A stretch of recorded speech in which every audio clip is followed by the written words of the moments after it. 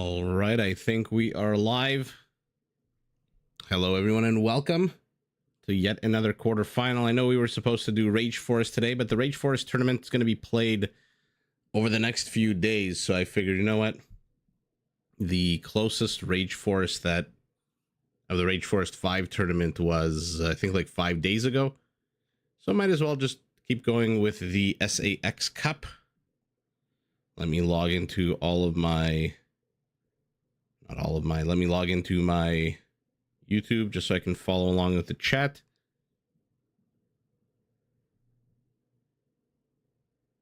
Alejandro, yep, we are getting started. Shwetang, hello.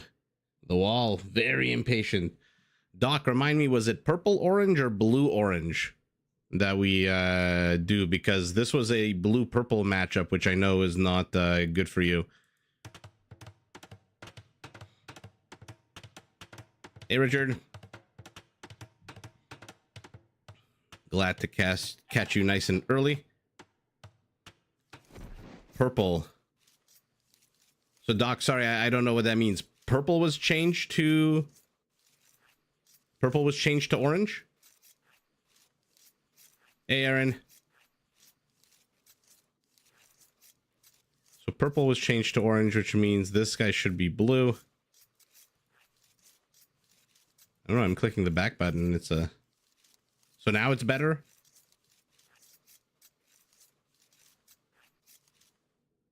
Sorry, I usually change it to purple orange. Okay, so what I had was fine, yeah?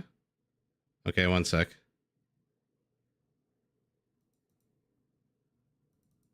So there we go. Okay. No, I just keep forgetting what we change it to, so. All right, in any event, our first best of 7 this evening, Winchester taking on Vivi. Winchester playing game number 1 as the Persians and Vivi as the Magyars. And then depending, hopefully we have enough time after this set to watch the frickin' Andy set as well. So Doc, right now it's good, yeah? In any event, let's take a look at the bases, see where the players have spawned. This is a 1v1 Arabia tournament, so everything's on Arabia. Our Persian. If you tilt your head to the left, this is an H. If you tilt it to the right, it's an I. Whatever it is kind of in the rear center position. Stone secure to the back, as are some nice-sized forests. What? Unfortunately, entire forward position completely open. And so we'll see how Winchester decides to play it. Will he wall it off? Will he not? Primary gold off to the side. Stone very much exposed to the forward, but 2 forests in the kind of forward position. 1 to the back as well. So on the whole, 2 kind of open bases.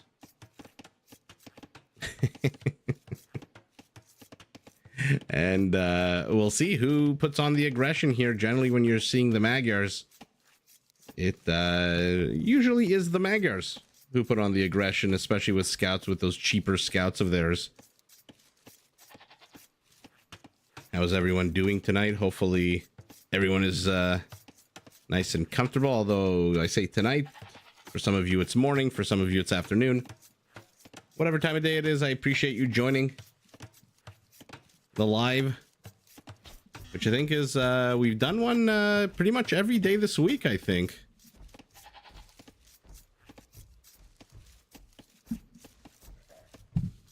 Sorry, I'm getting a piece of paper next to me in case any I figured I should just start getting a little bit more organized with all this stuff, and now I'm carrying a little bit of paper with me when I cast these live streams, so that if there's ever any clip that I think is going to be a good short, I make a little note of it, etc., etc. Who is the underdog here? I would think it's Vivi would be the underdog.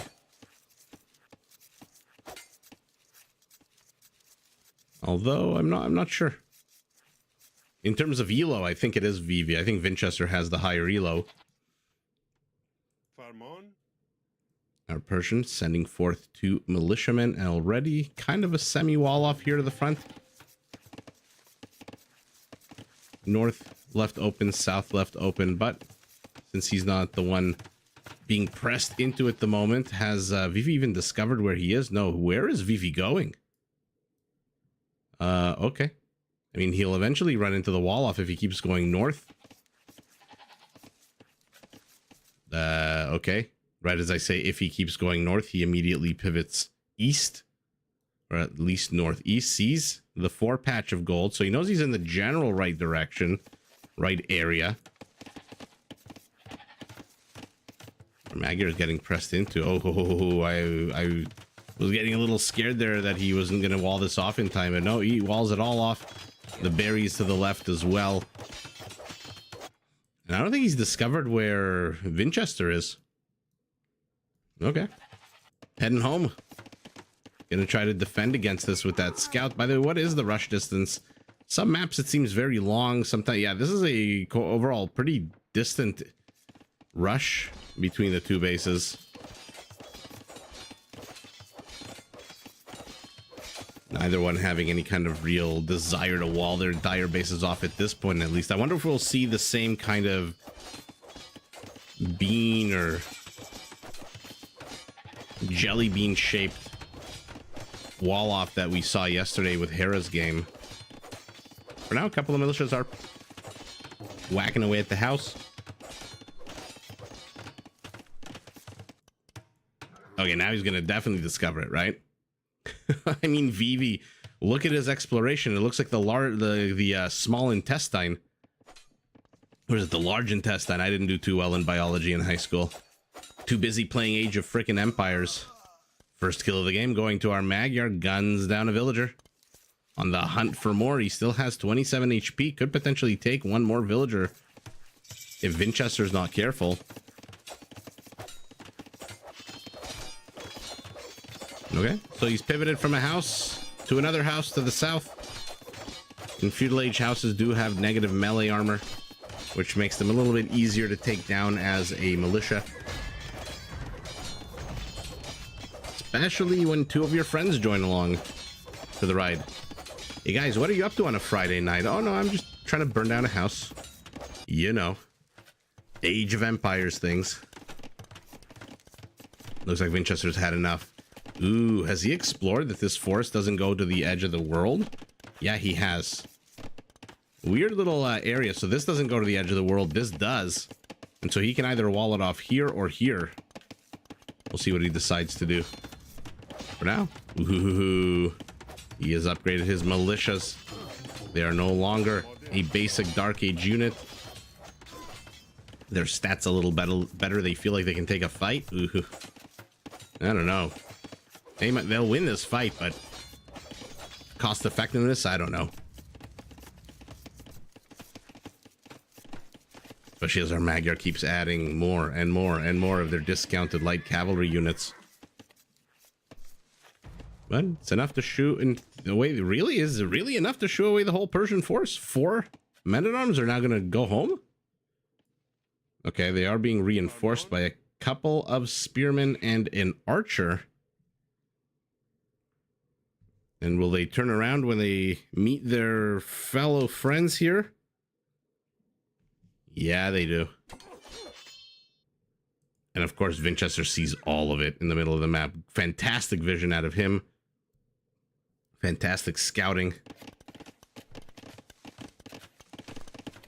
And for all that he walled off the north of his base, the south is still pretty damn open. Our Magyar hasn't walled off at all.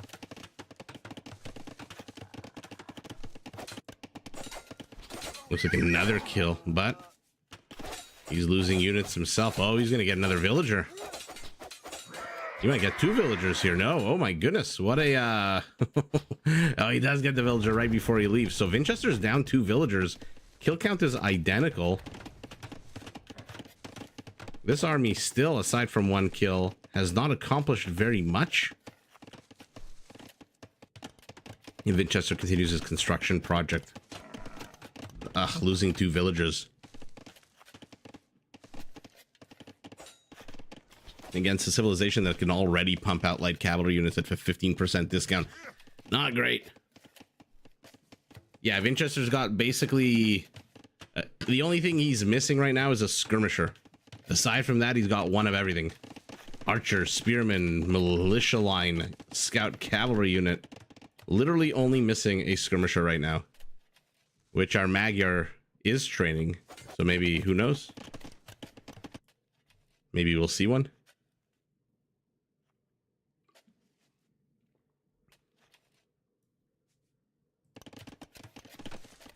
Is he going to actually wall this entire area off? Is he waiting for what? Our Persian has only one of the two requisite structures he needs.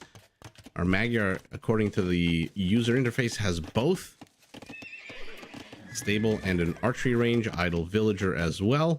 And now he's putting on the aggression. Ooh, will he shove into here? He can maneuver here to the right side very easily, but once he's in, I don't know. Oh, maybe that's what Winchester was waiting for.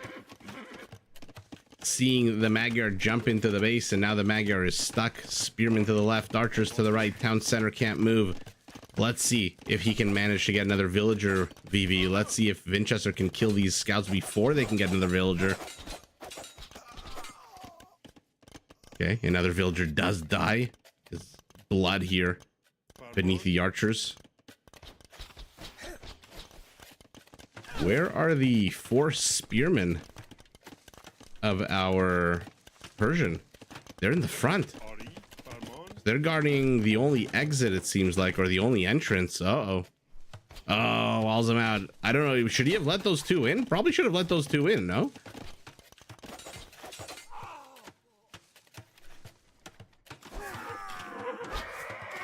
Ouchie, ouchie, ouchie. Did the TC get any kills? No. I'm assuming slash hoping for Vivi that behind all of this at home, he is going up to the next stage. And holy shit, a scout just died to skirmishers. Not something you see every day. At least not in a 1v3. That should have gone much better for the scout. Yeah, Vivi's 50 foot away, 20 foot away from going up to the next stage, but Winchester's already clicked up. Zygos, hello, hello.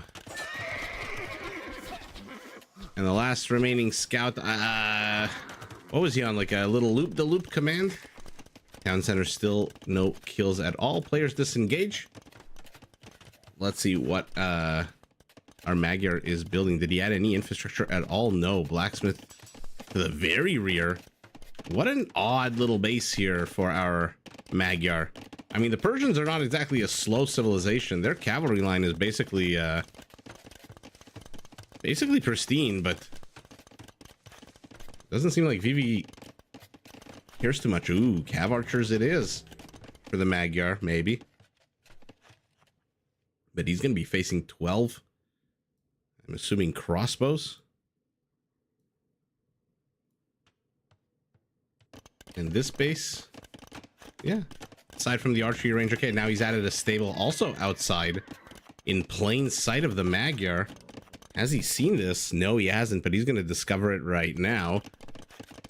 Bloodlines being researched for him as well. So we're going to get to see melee cavalry versus ranged cavalry.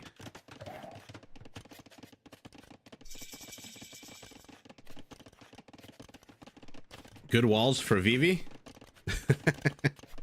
Are you being sarcastic? Vivi's base is very confusingly walled. He has one forest to the back. He's double walling this as if it's some kind of amazing little nook here. Oh no, I said cav archers. He's going skirmishers instead. Elite, bodkin, bowsaw, bodkin and crossbow for our Persian, who, in all fairness, Commander Ann is a Castle Age upgrade. You rarely see it in Castle Age, but it could be very problematic. And out comes a camel. Are you training anymore? No, one camel is enough to show away these scout units. No husbandry for him. No husbandry for him. I mean, skirmishers counter this entire army except for maybe the men-at-arms.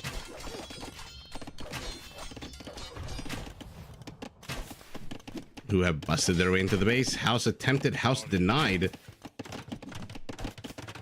Okay, so we'll keep an eye on the top of the battlefield here. The skirmishers are trying to zone out the crossbows. but there are no ranged units in this force that has penetrated Vivi's base, so these villagers can keep working away at the lumber site because the crossbows are all the way over here. An interesting little maneuver. I thought he would have added a few crossbows to this army, but no. Without crossbows, those villagers are pretty damn safe. Out come a couple of cav archers.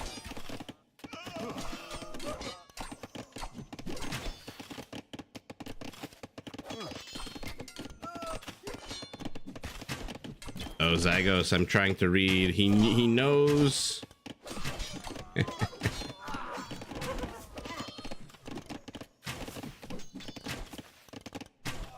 What's Kedaba? Hueco. I understood the first part of your message, Zygos, not the second part. He's open on the right side, like you're saying. But now we've got melee cavalry, a camel, a knight, and 2 scorpions being trained. Oh, he manages to get a villager. Okay.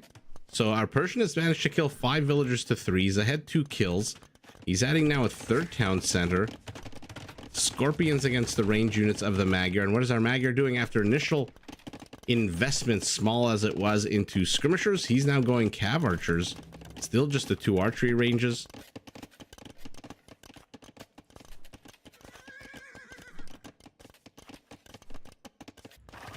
And let's see what prevails. Melee cavalry or ranged cavalry? Whose micro will be better? Who will take all of these hills? There are a lot of hills on this map in the center, so whoever takes these hills is going to be massively advantaged. Let's see, Vivi has not explored the rear here, so he doesn't know that there's literally just one palisade that stands between him and busting into the rear of this Persian base. And by the way, he's continuing to reinforce his army. Oh, but scorpions are going to be enough to shoo this away. Your favorite stream for cooking, eating, and washing dishes. All right, I'll take it. 2 scorpions is enough mobility here on the side of the Magyar. And our Persian is staying very close, very tight and secure.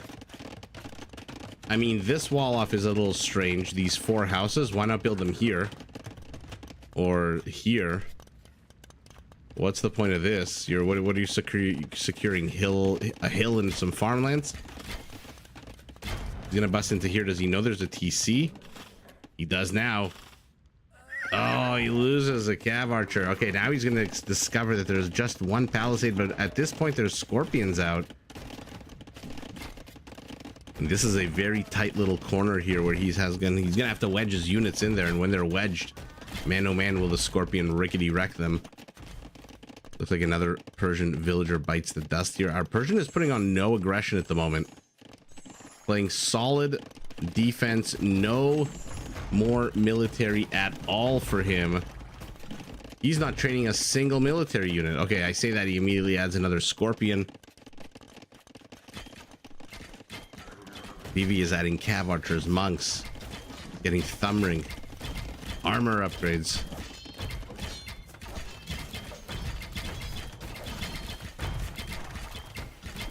I love that he added in a knight.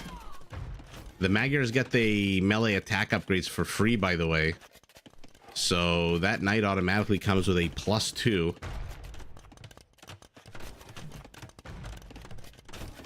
Oh, in your face siege workshop. Designed to scare our Persian. Will it work? Will it not work? Hey, Lee. How's it going on this Friday evening? Hopefully better than this Camel's Day. So now VV has actually breached the base, but he's taking on scorpions. Scorpions, towers, town centers. These are not things that cav archers should be happy about because their base armor is terrible. 0-0. Looks like there's also an attack here to the north. Skirmishers being annoying. I doubt they'll kill more than 1 or 2 villagers. I say that, of course, they've already killed 2. And what's going to come out of you? A mangonel. Okay. I would have thought maybe a battering ram, but oh no. Oh no. Oh, this is horrible. This is horrible. This is the last place you want to be against scorpions. Oh my god. Oh my goodness. Oh, yikes. Yikes. Vivi just learned a very important lesson. Do not shove yourself in where you're going to have to get stacked up against scorpions. That was ridiculously bad for him. Basically cuts his cav archer count in half, but where is this Persian villager going? Where is this Persian villager going? Persian castle is up though. Had half a day at work, so good. We got Summer Friday. Ooh, Summer Fridays sounds like a fantastic idea. In Canada, we get nothing. I didn't mean to make that sound so depressing, but yeah, no, we don't have anything like that. At least I've never heard of anything like that. That sounds amazing. Half days are the best. I'm doing quite well. Getting comfortable in my chair. No Coke this evening, just a bottle of water that I think I'm gonna have to refill in a few minutes. We get healthcare. Oh, meh. You know what Canadian healthcare is like? If you need an MRI, you wait 7 months and then it's at like 5 in the morning. That's our healthcare. We used to have better healthcare. Now, not so much. Another town center off campus here getting the stone as well.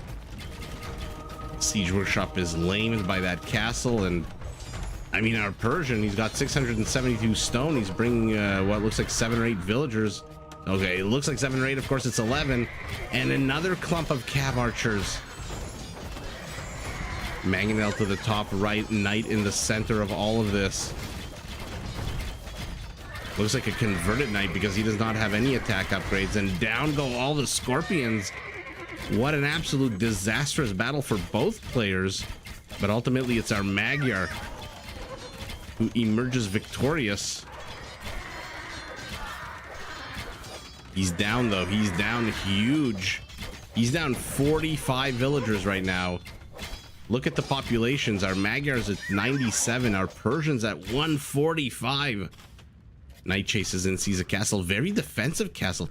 Winchester is playing this so cautious. From the initial wall off to this second wall off with the houses, now this castle is very defensive. I mean, this is a logical castle to put next to a siege workshop, but this one is incredibly defensive. There's a big juicy hill here that he could have tried to put it on. You're on your summer break now. Don't want it to end next month. Oh, tell me about it. Try Spanish healthcare system, one of the best in the world. I can't tell, Alex, if you're being sarcastic or not. I haven't had, luckily haven't had had the need to try. Although I did have some weird meals in Barcelona that may have caused me to think about trying the Spanish healthcare system. We got a gangbang of knights to the north. We got a couple of knights exploring to the south. We got some more knights patrolling over here. Remember, Persian knights, they do come with a +2 attack bonus against archer units, which even though they are mounted, they are still technically archer units. And the longer this game goes on, the better it is for our Persian, because he's heading up to Imperial. And I wonder if we're going to get to see cavaliers. For now, it looks like light cavalry. So either light cav or hussars is going to be the name of the game. Or light cav or hussars. Hussars or savars is what I meant to say. Very aggressive stables here. Our Magyar doesn't see any of it. He still has an army lead, 17 more army count, but he's going to realize in a minute that his opponent's an Imperial, and he has no resources, our Magyar. Absolutely no resources. Oh no. And now he discovers yet another castle. Like I said, Winchester is playing this very carefully, and I don't mind it at all. These castles are zoning out the cav archers, which means he can choose where to take the fight, and he can choose where to put the aggression. And then Vivi has no choice but to respond, and when Vivi is responding, he's not really working on his eco, or killing his opponent's eco. Although sending these knights in the middle of nowhere, who knows? Okay, now Vivi is halfway up to Imperial. He's got 400 food, 600 gold. Another TC. Does our Persian see our purple Persian?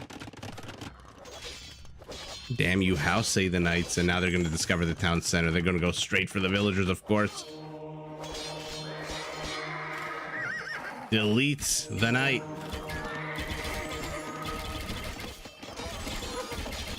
Okay, this is a good fight for Vivi, who is only 350 foot away from clicking up to Imperial.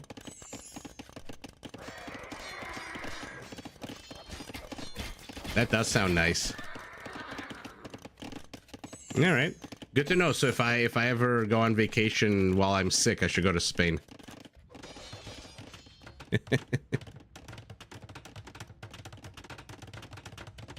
Oh my goodness, another castle.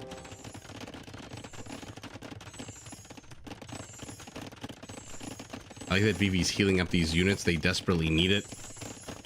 He's almost mined out the forward stone here. In come the Cavaliers. I mean, look at Winchester's resources. Tell me we're going to get to see Savars. Savars are going to be absolutely ridiculous. Well, Alex, if I remember correctly, as long as you go to any bar and you order alcohol, they bring out tapas endlessly in Spain. That was my experience in Madrid. I would go to a bar, I would order beer or wine, and there would just be food circulating endlessly. There's the Savar upgrade. And I believe, if I'm not mistaken, the attack bonus against the archers goes from +2 to +5 with the Savar. But why is Winchester engaging now? He's throwing away some Cavaliers. Oh man, look at the mini-map. Our purple Persian is just gobbling up all the resources. Vivi can't even mine the gold safely right now. Here we go, 20 seconds away. We are up to 29 Cavaliers. A Treb is out, but 30 seconds away from Imperial. And once the Magyar can get that death ball of Cav archers, who knows which direction this game is gonna go. And here they are, beautiful units with their ridiculously long swords. Was I right about the +5? No, +4. Okay, good to know. Our Magyar hits Imperial, but what? First of all, our Persian went absolutely apeshit on the villagers. 161 villagers. This is the villager count of somebody who's out on the map and just taking resources everywhere he can. 161 villagers is just ridiculous. But that's what you need if you want to go heavy on the Savars, whereas Vivi has a more normal 104, maybe a tad low. Maybe you want to add 20 or 30 to that. But because of that, he hits Imperial, and now he's got 6 archery ranges, doesn't have time to really upgrade his units to heavy cav archers, doesn't have time for all those good upgrades. By the way, doesn't even have, actually, yeah, he has a castle, but not the gold for what he wants to accomplish. So he got himself up to Imperial, but unfortunately didn't have the time or the resources to upgrade his cav archers fully. They're missing all of the upgrades, basically, all the Imperial Age upgrades.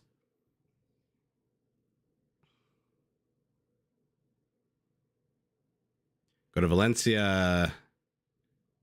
Oh, I want to do a big trip to southern Spain.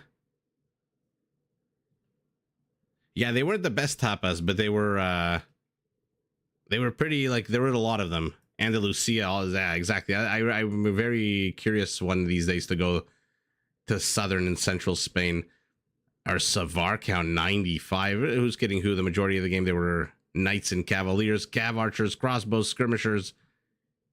PKPM 8 minutes of the game, PKPM 10 seconds into the game. And what do we think with 60 more villagers? How bad is it? Oh, it's pretty damn bad. 19,000 more resources.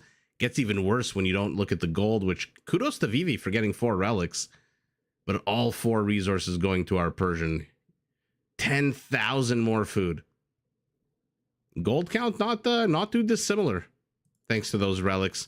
8 conversions out of 124 is a solid 6 or 7% of the Persian army. 5 raisings. Let's take a look at the total villager kill count. Yeah, not crazy. 30 to 11. Total kills 124 to 99. Sergey, hello.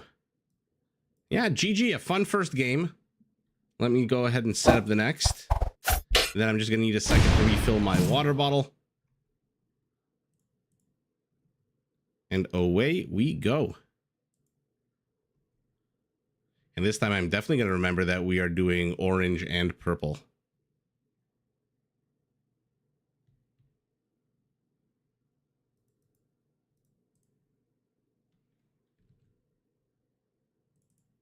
Okay, bear with me 1 second.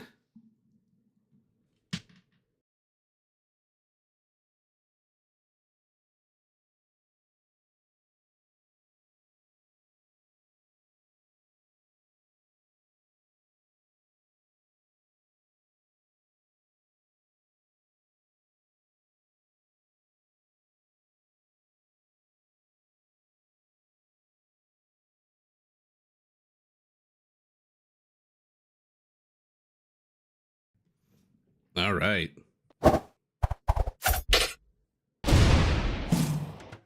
Last days trying to play Savars 1v1, but always lose. Hard to resist until you can be aggressive with them. Yeah, fair enough. Well, let us know how it goes. It's such a cool unit. Its HP is a tiny bit low. Tiny bit. Would love to see it go from 165 to maybe 170. But it does have the extra armor and those cool, the cool attack bonus against archers +4 makes it pretty damn good in the late game, and especially against a civ like the Magyars. Who, to be fair, they do have their own paladins, which aren't terrible. Rush distance between the 2 bases pretty short. Let's take a look. Winchester this time playing as the Japanese. Vivi as the Mongols. Okay. So will history repeat itself? Will the Mongol army crash on the waves? Disappear? I mean, on these waves, I guess, since there's no other water on the map. Or will the Japanese homeland get invaded and form part of the Mongol Empire? Yeah, let's see a lot of samurai. Although I suspect we're not going to. I really would be excited if we did. Hey, Daniel. We are doing well. Comfortably settled into game number 2. Primary gold for our Japanese to the front. Stone in a Tesla shape to the back. Has he seen the extra goats? He's seen one of them. Ooh, decent sized forest to the back. A couple of flanking forest bushes exposed. Both patches of gold here to the left with a relic and additional wood. And where's the other stone? Very much in the forward position next to this dilapidated pyramid. Our Mongol base, rather, gold to the back. Stone on the hill. I always like to see where stone is for the Japanese because it kind of makes me think I can predict if they're going to go Yasama towers. Forests in the forward position. Nice little flanking forests here. Just a short wall off and they'll be good. Oh no, both extra gold patches are very exposed here to the front. Our Japanese has them to the rear. On the left side here, our Mongol has them both in the front. Uh-oh. Also forest to the rear, very secure to the back. So on the whole, pluses and minuses for both players, as it somehow always seems to be. Stubborn Zebra does not want to go easily, does not want to go gently into that good night. Winchester's using Ghost of Tsushima unit. Yeah, let's go. By the way, they're bringing that game to PC, which I'm excited for because number one, I do want to play that game whenever I have free time. And number two, the fact that there's more games being brought to PC suggests to me that PC games are potentially on the verge of a comeback compared to like console games and Xbox and PlayStation and Steam Deck and all the other handheld shit. I'm glad to see PC games are things still. Obviously, because I'm self-interested to keep them that way. But yeah, bottom line, I'm excited to see that game being brought to PC. Definitely gonna purchase it at some point. Winchester making a beeline to the eastern portion of the map. If he keeps going this way, we'll discover his opponent. Oh, of course. Open my big mouth and he stops going that way. Goes completely the wrong way. Looks like he's bringing 2 militias forward as well. They run into a lion in the middle of the desert. Where, oh, where is this orange base? He must be asking himself. He has seen the patch of 4 gold, so he knows he's in the right area. I mean, he must know it's over here, right? He sees the other patch of 4 gold. Oh, you notice some stone? Turn around, bro. Okay, he's turning around. He's going to see the 5 patch of stone and know he's in the right area after all.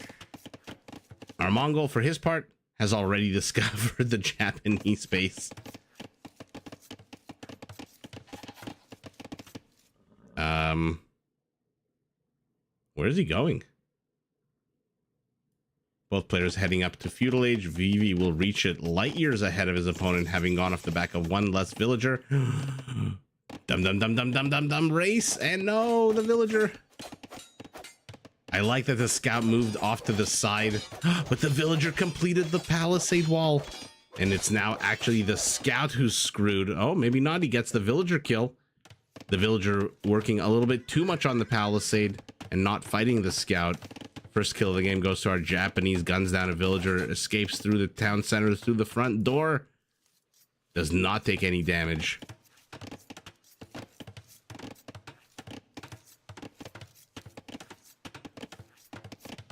Emana, how are you? I think we're doing well. So far, seems everyone's in good spirits. Excited to watch yet another quarterfinals best of 7 after yesterday's bonkers performance. Hey, Martin. Hello, hello. For now, it's our Japanese who's putting on the aggression. Although with 3 scouts out, beyond that 1 villager kill, we'll see what he can accomplish, Winchester. Okay. He accomplishes nothing, runs away. One of these scouts is basically dead. He's got to be careful here. Oh, why did you turn around? Oh, he turned around because he wanted the militia to get an attack off against these units. But wow, he saves all 3 scouts and kills the entire Japanese offensive force. This one poor bastard spearman moving forward, saying, hey guys, I'm here. Can I help? Oh no, I can't because you are dead. And so good job, buddy. Pat yourself on the back. You are about a minute and a half too late to help your dead teammates. That being said, I'm not sure there's a lot of longevity in this Mongol army. 2 of those scouts are basically dead. The 3rd is at half health. Even a villager could kill 2 of these scouts, let alone a town center or spearman. There's not really anywhere they can go, to be fair. Woodline is protected. Town center is nice and protected. Spearman protecting the berry. Spearman, 2 of them protecting the gold. So beyond getting vision, ooh, BB's getting very close to getting poked in the ass. Beyond getting vision, we'll see what he can accomplish with these 4 scouts as he now has to face off another threat to spearmen, 2 archers. Okay, 18 HP reduced. 4 scouts with 64 HP. That just goes to show you what you need to know about this. That tells you what you need to know about this army. But now the annoyance of the archer is here. Archery range looks like it's going up for our Mongol here to the top right, top left, sorry. Berries have been lamed, but he's already got a number of farms. So for now, they're going to collect some wood. I don't know if they dropped off their food before they started collecting this wood. If they didn't, that's sour. That might have been enough food for an extra villager. Oh, I bet Vivi desperately wishes he was the Georgians right now, regenerating the HP on the scout units. But nah, you are just the Mongols. Which, fair enough. He is 500 food away from Castle Age. Winchester also nowhere close to going up to the next stage. Winchester continues to spend his gold on archers. Not really going to impact his food count. Where skirmishers are the order of the day for our Mongol here. 2 of them move forward. Ooh, Winchester, be careful. You don't want to overstay your welcome. Skirmishers counter all these units. The spearmen, the archers, all of them fall before the bonus-filled javelin of the skirmisher. Although now numbers are going very much in favor of our Japanese, who does have fletching. So extra range and attack is not bad at all. Will he be able to pick off a villager? Nope. Vivi removes the villager, sends them safely. I was gonna say to get some cactus wood, but I don't think I don't think these have any wood, right?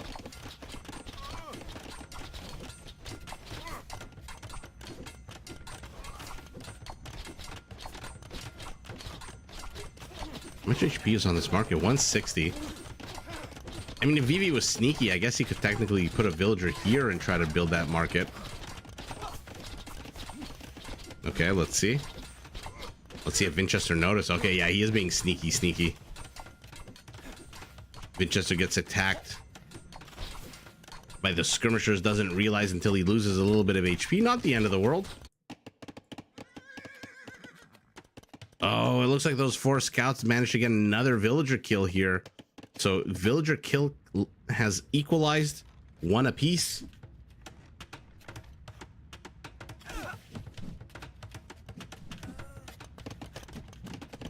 So our Mongol going heavy on the gold. Our Japanese going heavy on the food. I believe Winchester should reach, or at least click up, and therefore reach the Castle Age ahead of his opponent. Just needs to force drop a little bit more food. Or maybe not. Ooh, yeah, okay, he's force dropping a little bit. Oh my god, he was 2 nuggets away from 800. And he's heading up to Castle Age. But it actually looks like our Mongol sold stone to do it, though. Oh, that's not great.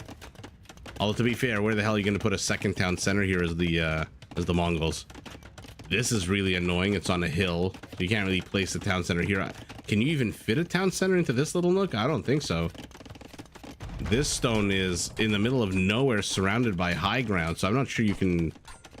Where does our Mongol even put a town center? It's got to be in the forward position, right? It's got to be like right here. I don't even think you can get this. This is going to be very annoying if you put it here. Whereas, let's take a look at our Japanese. I mean, so many better places for town centers. The Tesla shape here next to the gold, here next to the gold.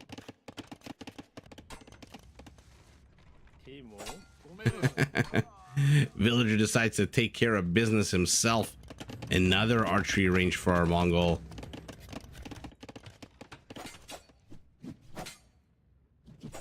Skirmishers taking on the scouts. They disperse in the old fart strategy. Disperse into all corners of the wind. Looks like one of these scouts has been killed. Somebody's destroying walls. Somebody, yeah, he's getting rid of the wall off from before. Wants to add a few more lumberjacks to the wood line.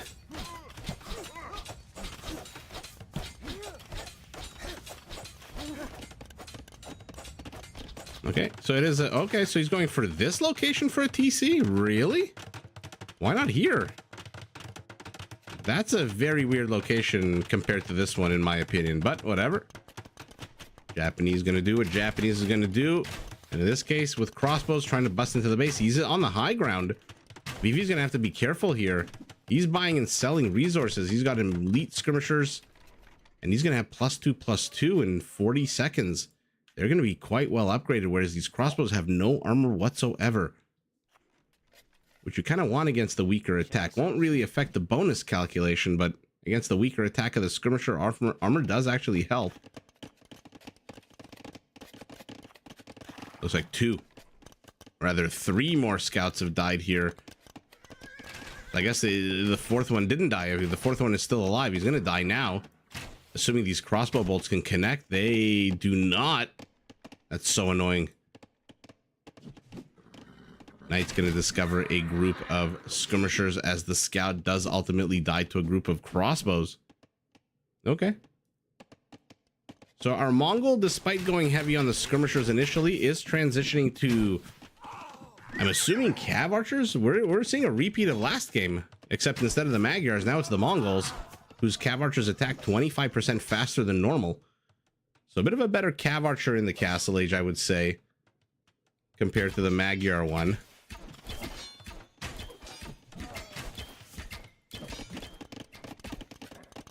But our Japanese is adding cav archers himself. Remember, the Japanese tech tree for ranged units is actually better than the Mongol one.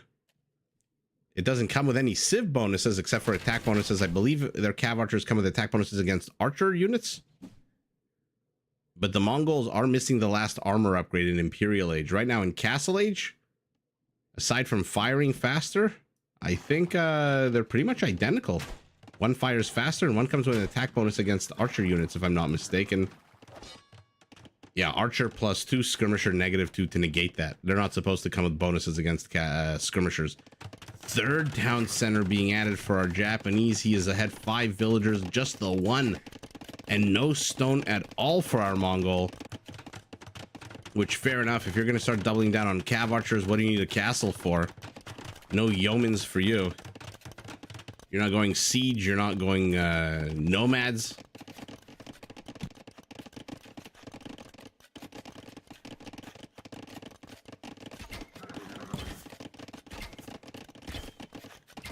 Let's see if our Mongol can get anything done here. So far, not a whole lot. Clipping a little bit of HP off of some spearmen.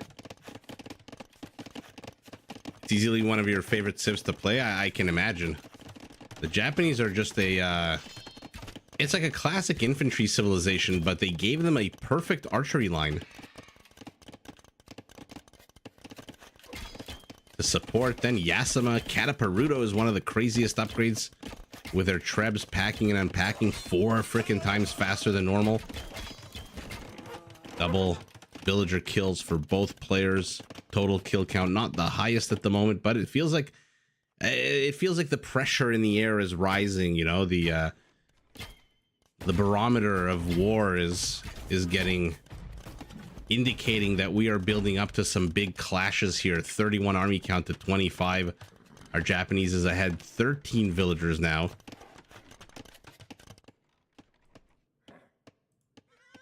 +2/+2. Expanding to the rear. And again, it's kind of sour for our Mongol because those 2 extra gold patches are very forward. Has he seen the one far away from his base? No, he hasn't. So he hasn't seen this patch. So based on what he can see, is just those 2 patches in the front. Looks like a villager bit the dust. 2 villagers bit the dust trying to repair that mangonel. But the mangonel, how many kills? No kills. How is that possible? What's the HP on these cav archers? Okay, 1 or 2 of them are weakened, but decent attack round will clip the weakened one. Amazing get there for Winchester. Now he's building a town center here. I mean, if he just explored a little bit more, he would see the gold. But a Mongol on 1 patch of gold is not a very scary Mongol.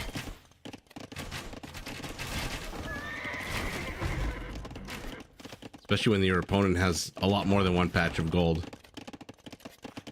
I like that Vivi's keeping the pressure here because of the 2 patches of gold. Anytime you see 2 patches of resources of the same resource in one area, it's kind of like a given almost that your opponent is going to put pressure from that direction, because he's really killing 2 birds with 2 gold pile birds with 1 stone.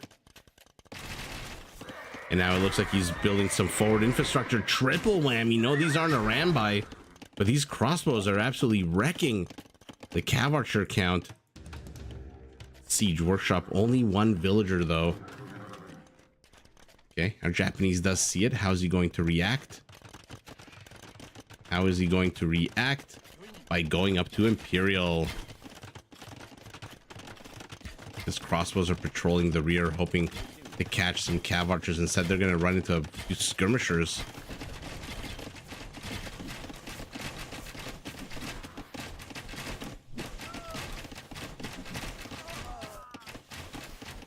Okay, enough to shoo the Mongol away. Oh, what are you doing? You're gonna come with 2 knights? You're gonna do anything with 2 knights. Oh no, one player's killing skirmishers, the other player's killing villagers. 11 villager kills to 3 for our Mongol now. But he's got to be careful. Look at the HP on these cav archers. It's below half. And 3 of them just died. Oh, and now they're running into crossbows on the left, scorpions on the right. Oh, and a mangonel pops out. Attack round, attack round. Decent attack round. Clips 4 of them.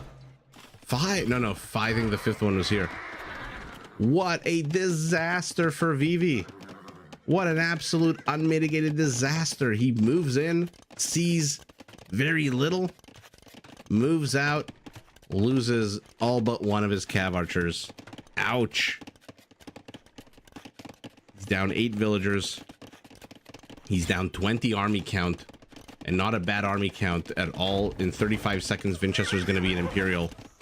Okay, he's trying to snipe yet another mangonel. Takes another shot to the face. I mean, kudos on the aggression, I guess. But wow. That was a sour few minutes there for our orange Mongol, who is now facing an Imperial Age Japanese with Bracer. And like I said, in Imperial Age, aside from the fact that the Mongol cav archer fires a little bit faster, not a little bit, but 25% faster, it is the Japanese who actually has the better tech tree.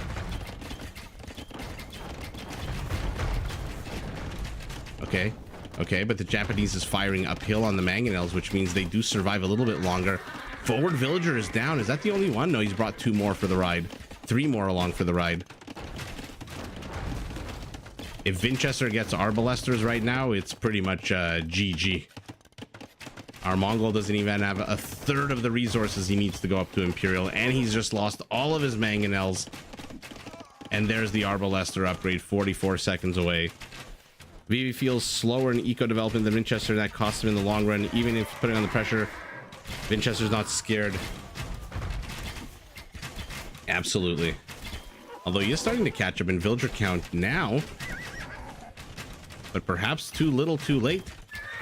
The army count disparity is narrowing. He pops out a mangonel at the worst time, shoots 1 round, and that's it. Oh, now it's arbalesters.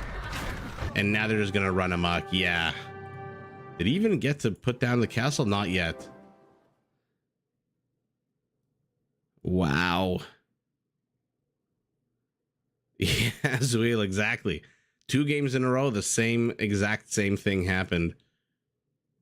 Arbalesters to cav archers. I mean, on paper, I mean, for the majority of the game, these were crossbows. The Mongol should win.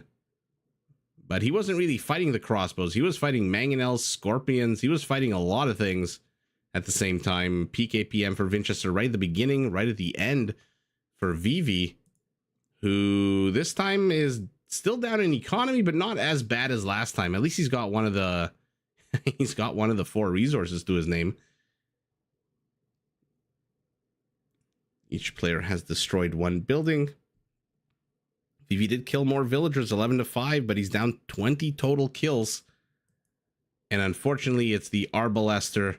A lot of times when players hit Imperial ahead of their opponents, if their opponent is struggling, like Vivi right now, he's basically halfway there to Imperial, and then attack on another 3 minutes to get to Imperial. The second you see arbalesters, you're like, okay, shit, this is an Imperial Age badass unit. It's upgraded fully attack-wise. And there's really not much that I can do. Even with elite skirmishers right now, it's going to be a tough hill to climb. A doubt castle? No, very far away from being a doubt castle. It's at 18%. But I like the siege workshop, but he just with his 3 mangonels didn't get anything done. Maybe misclicking, maybe not as good at micro as Winchester, but ultimately Vivi falls a second time, which leads us into game number 3. They didn't even get it. No monasteries for anybody.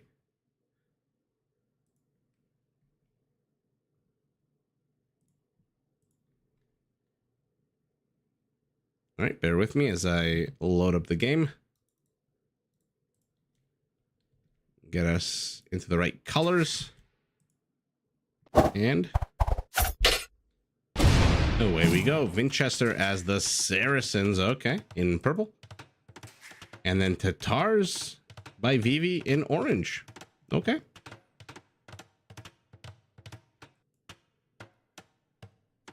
So, trying to think with the Tatars. Another uphill climb, mounted civilization versus the Saracens. Any kind of mounted civilization will have a tough time here. So Vivi's going to have to dictate the pace of the game, which he's, to be fair, has done quite well. But he's going to have to do it super well today. Yeah, not today. He's going to have to do it super well this game.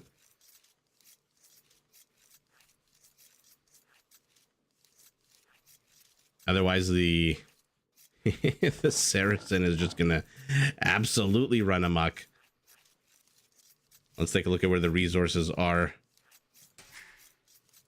Oh, yeah. Look at Winchester laughing. Primary gold and stone secure to the back.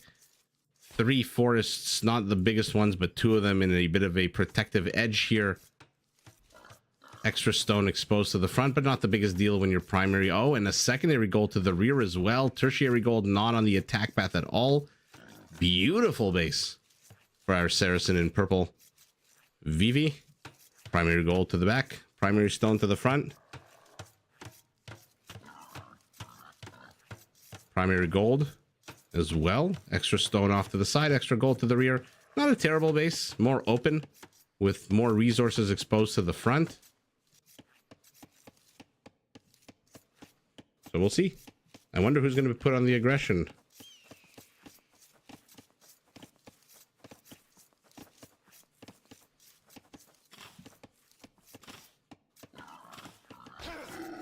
Vivi is determined to win with cavalry archers. Well, he definitely picked another civ for that, didn't he?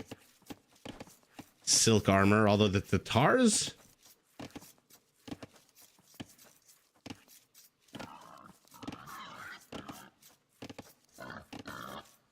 The Tatars are... I'm trying to think. So the Mongol cav archers fire faster. The Magyar cav archers in Imperial come with extra attack and range. The Tatar cav archers have extra armor, but they also deal 50% more damage on the high ground compared to 25. They might be the deadliest of the cav archers we've seen today. What do you guys think? Is it faster firing, longer range, and small attack a bonus, or more armor and elevation bonus? Which of those 3 is the most dangerous cav archer?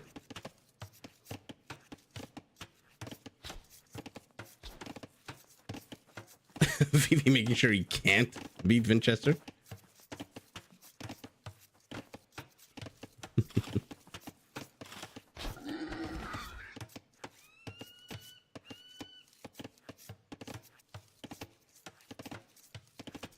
I don't know. I'm having a think here.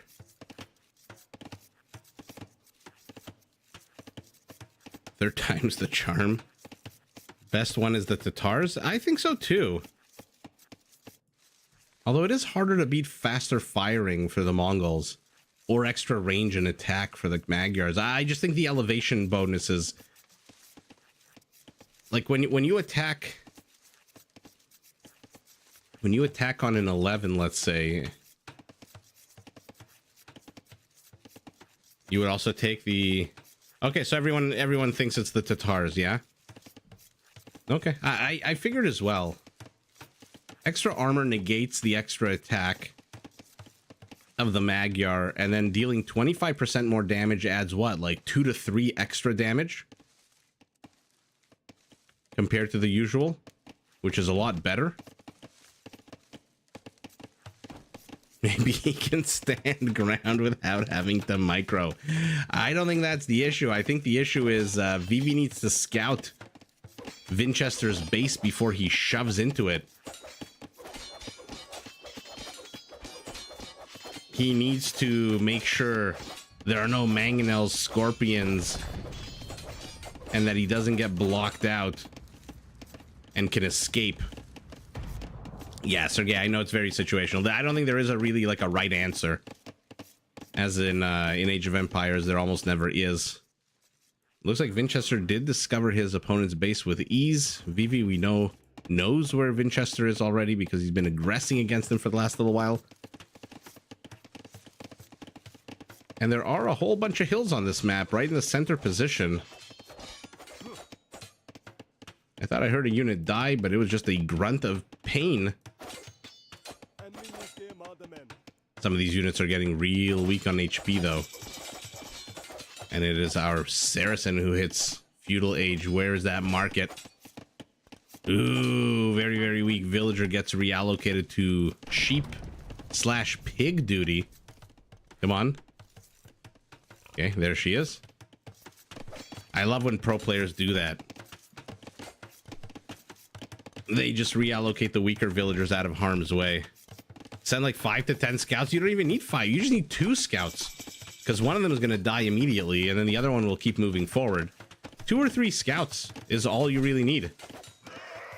And then you'll see whether or not a first kill of the game, by the way, going to Vivi this time. Then you'll actually see if you're, hey, wait a second. Am I going to get mangonel to death?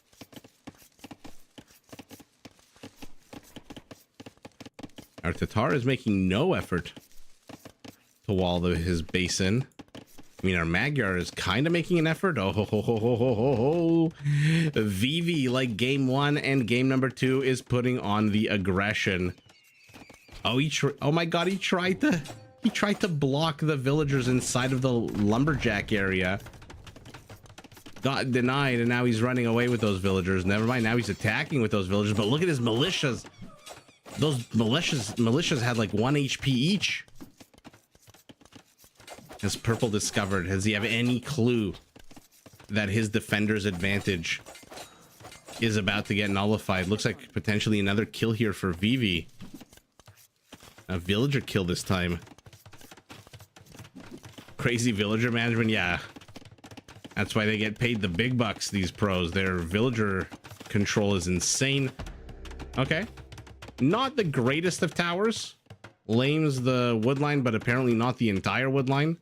Not that our Saracen has very many locations to go to.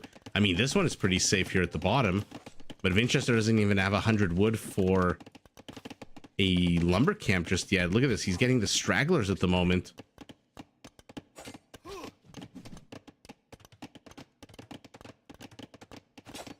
Kosix, hello, hello. What did you miss? A couple of fun games.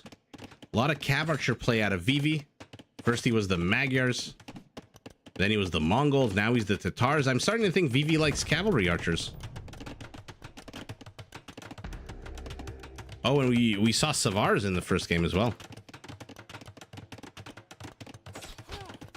Nacho, buenas noches. Yeah, Hera got eliminated. He is gone from this tournament. These are 2 of the other qualifiers that were played. There's a third one with Barles and someone else. I forget who, but I don't think I don't think I'll be able to cast 3 different sets in one night. Maybe I'll save that for tomorrow, or we'll see. There are some Rage Forest tournament games coming up, so those will be either Saturday, Sunday, or maybe Monday. Villager versus villager chase here to the north. Scouts are running amok. And again, Winchester seems to be able to destroy the archer units of his opponent, and now he's laming the archery range. We'll see if Vivi allows him. This is a lot of work, so it's going to take a while for these villagers. We're still in feudal. Okay. Oh my goodness. Vivi with the shenanigans. Chester, hello, hello.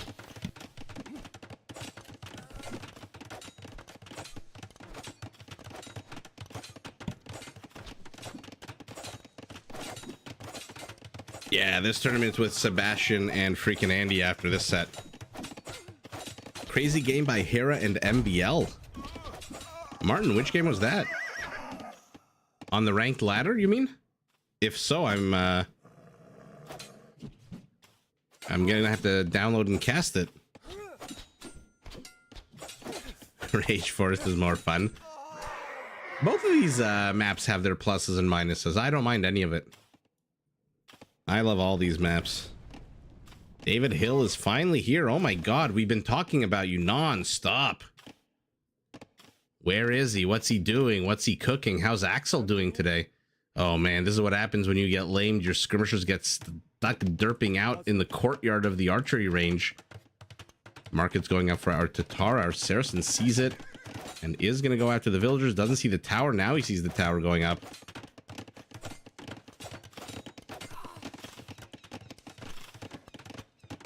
And Vivi loses a 5th villager. He's down 2 villagers. He's down 2 army count. He's starting to stonewall. Okay. What the hell is he expecting out of our Saracen that he's going stonewall? Crossbows? I mean, remember, Saracen foot archers come with an attack bonus against buildings.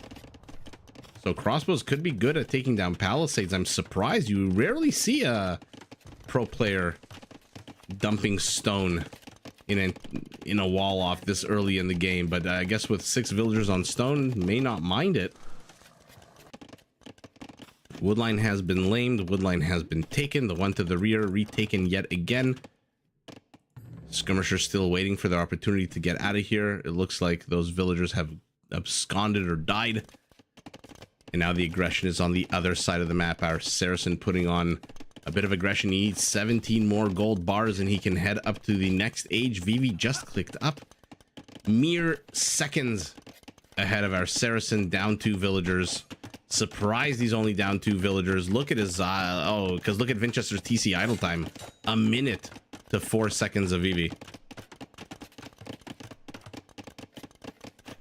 Yeah, Rage Force is fun because if the game is last, you get to see all the cool units and technologies, and it's like deathmatch.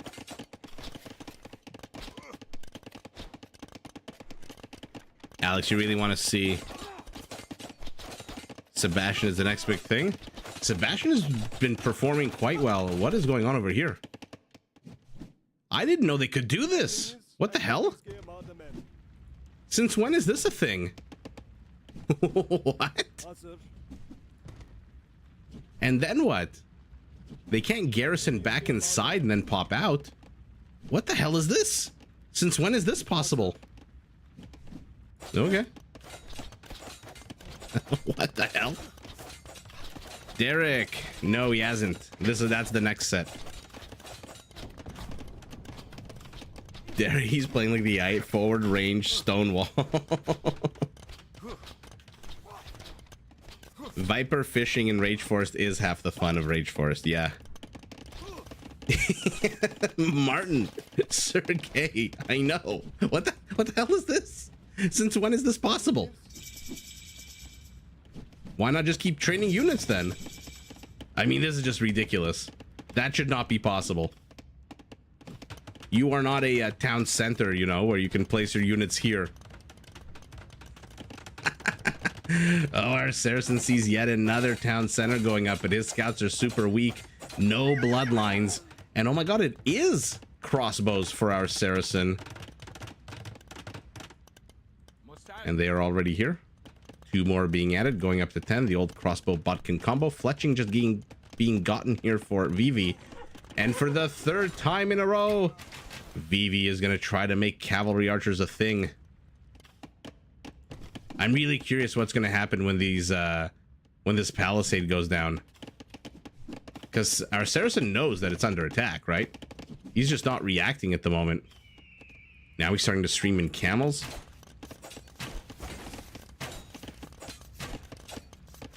David, we are doing well. Game number 3. And the 3rd time that Vivi is going cavalry archers. This time he's going against camels that have 25% more HP and crossbows. We'll see how that works out for him.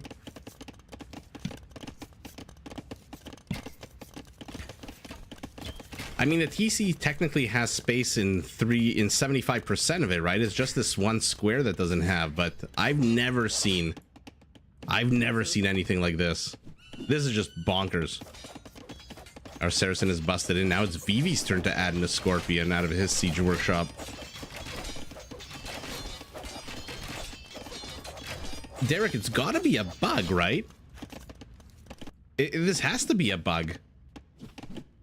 I can't imagine this is something that only now in 2024. Oh my god, he ungarrisons 2 units, but now a 3rd one. So you're telling me this cavalry archer can now fire on these palisade walls? What the hell? What the hell is going on? And then once he fires, can these units leave?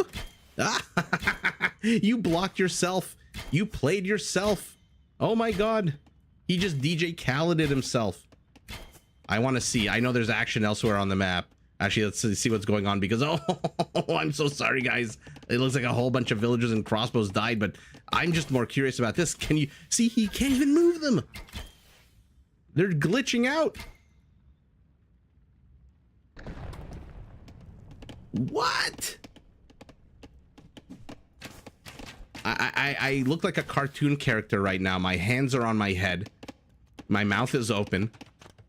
What the hell did we just witness? And I second your question. Can you do that in a town center? Can you do that in a stable?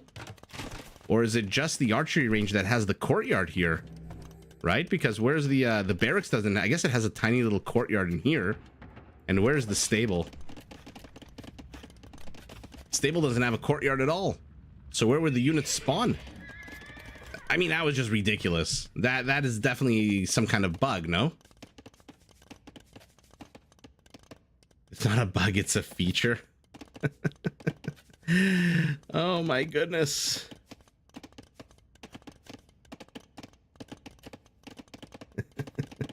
Oh, Derek, I talk to everybody.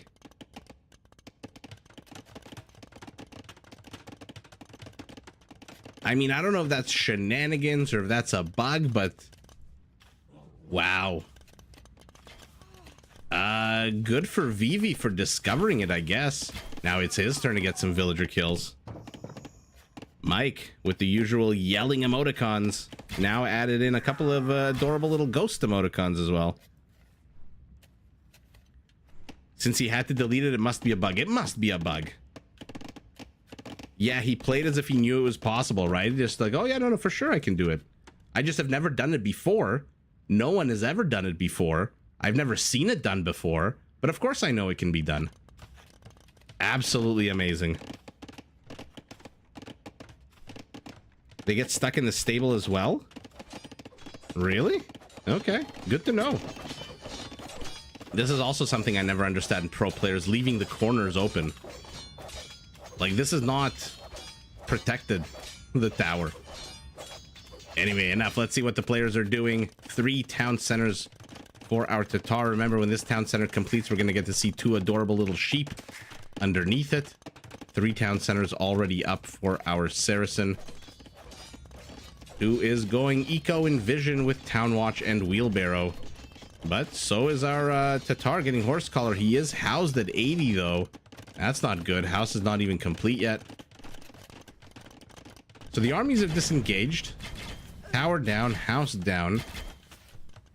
Cav archers +2/+1. But there are a lot more army. There's a lot more army here for the Saracen. Double the army count. He's also ahead 3 villagers. There's the adorable 2 sheep with their bandanas.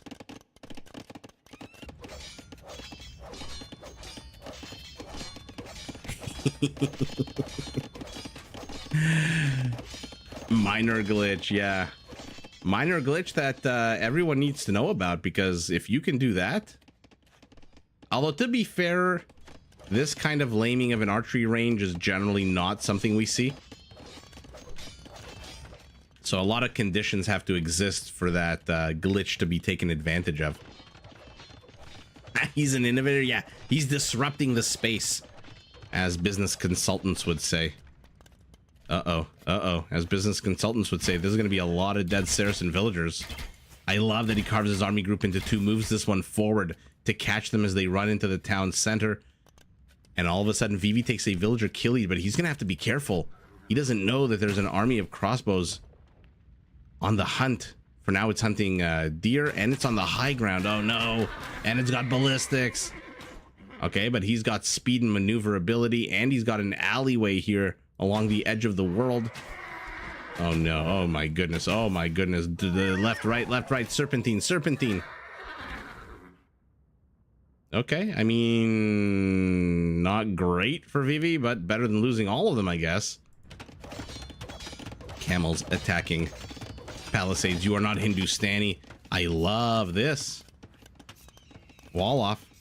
What I don't love is not going to the edge of the forest. So has he not explored this part? He has. So he must know that he's got to put up one more wall over there. Ugh, it's bad enough to deal with crossbows. Now Smokey the bear wants a piece of you.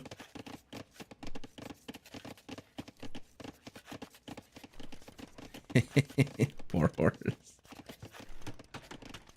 Okay.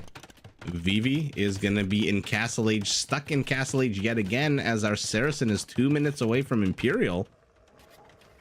And once in Imperial, these crossbows, you best believe, are going to be arbalesters.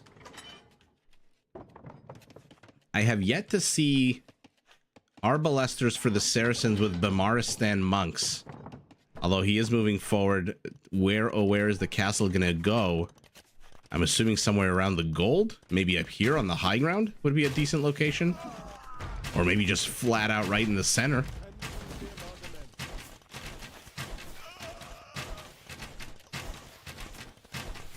Okay, I mean, you've got the stone. No, you had the stone for a second. Now you're placing another town center.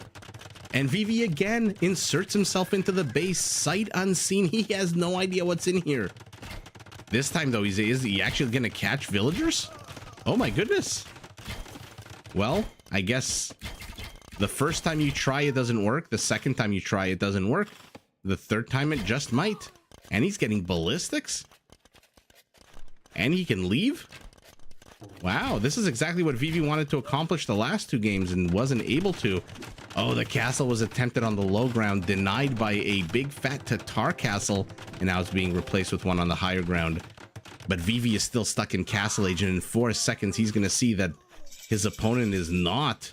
Looks like he got a good number of kills, villagers, crossbows on his way out. 16 kills for this band of brothers, 12 of them villagers, and now where's that Treb? There's that Treb. You gotta go left, right. You gotta go serpentine to escape those arrows. Deja vu. Well, Zuil, you know what deja vu means. It means there's a glitch in the matrix. Oh, he's coming back. He thinks there's more gold miners here. By the way, very open rear end here for the Saracen. Surprised he's not trying to wall this off to protect himself a little bit better. Oh, man. 30 crossbows. He needs a bit more, and then he can upgrade them to arbalesters. Okay, might want to keep that army here. Although there is one camel, not too sure how much he's going to get done with this castle right here. Oh, I thought it was going after the Treb for a second. Is it? Is it going after the Treb? Risky move. There's villagers here.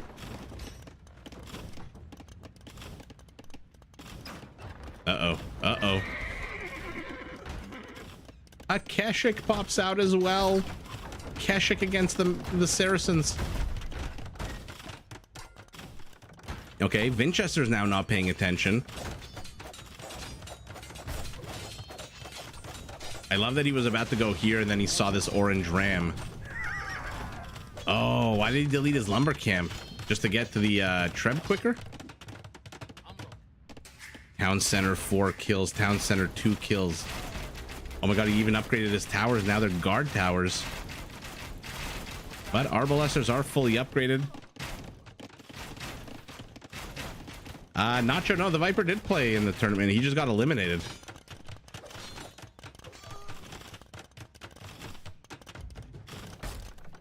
Vivi is in Castle Age. He has a decision to make. Do I double down on Castle Age, or do I sacrifice the castle, delay, and try to go up to Imperial? Looks like he's going firmly into Castle Age right now. Oh man, beautiful place to put your cav archers, because of course there's no murder holes. But now the Mameluke is out. Oh, Pop back in, pop out. Whack a Mameluke here.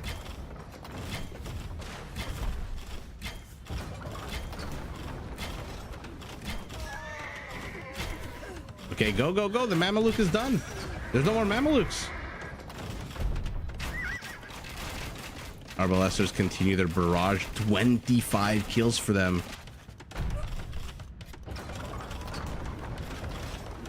VV's almost got the gold. Nowhere close to the food that he needs to go up to Imperial. Weebra, hello, hello.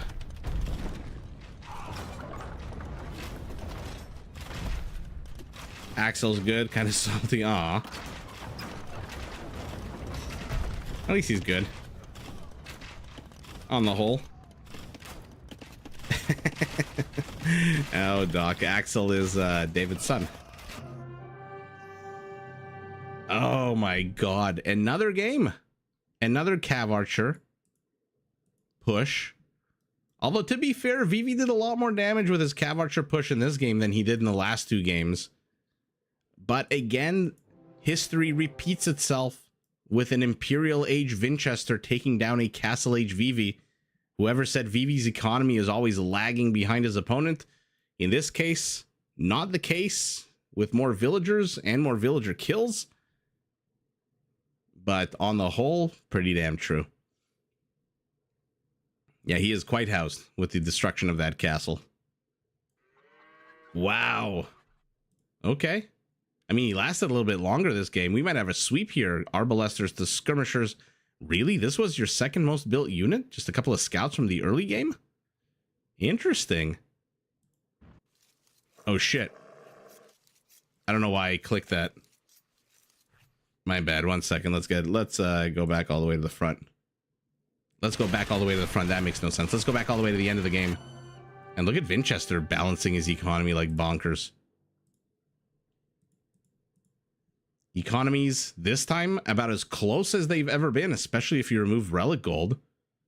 Food and gold for our Saracen. Wood and stone for our non-Saracen. 10 raisings to 0. Yeah, Vivi, it seems like Vivi is just struggling to keep up with Winchester's, I don't know what, both the economic macro. Militarily, he's fine.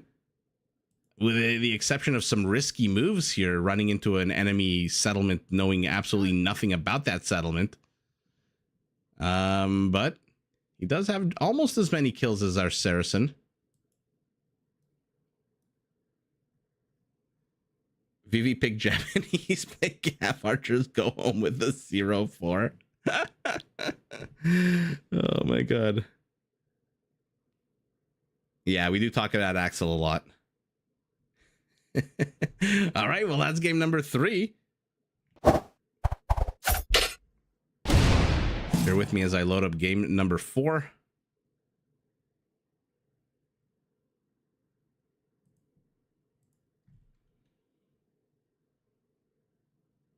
Change the colors. And Bob's your uncle. Winchester playing this game as the Mayans in purple. And Vivi playing as the Portuguese in orange. Correct me if I'm wrong, the Portuguese do technically get Cav Archers in Castle Age, do they not? I think they do. Yeah, they just don't get heavy Cav Archers in Imperial. So in theory, this game could follow the same exact pattern as the last 3 games. Castle Age Vivi with Cav Archers versus Imperial Age Winchester. And Nicolas Cage. We haven't talked about Nicolas Cage in a while. It's a little disappointing.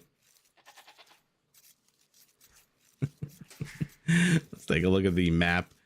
Winchester, primary gold and berries in the forward position. 2 forests to the back, so wood operations will be nice and safe for him, I'm assuming, which is fantastic for the Mayans with those cheaper archers.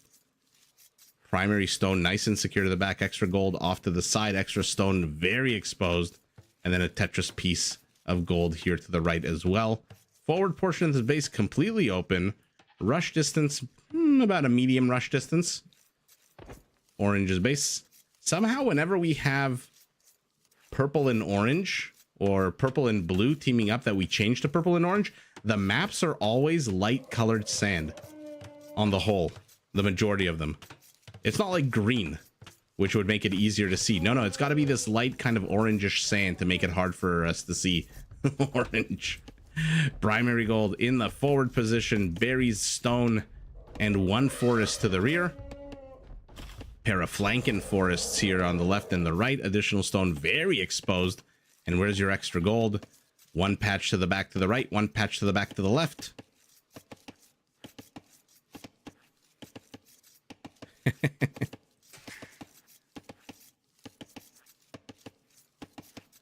Yeah, I mean, gunpowder is always hard for the meso civs to deal with. Although somebody did comment on my wall earlier today that for the Mayans, they can rely on elite plumed archers. Oh no, oh no.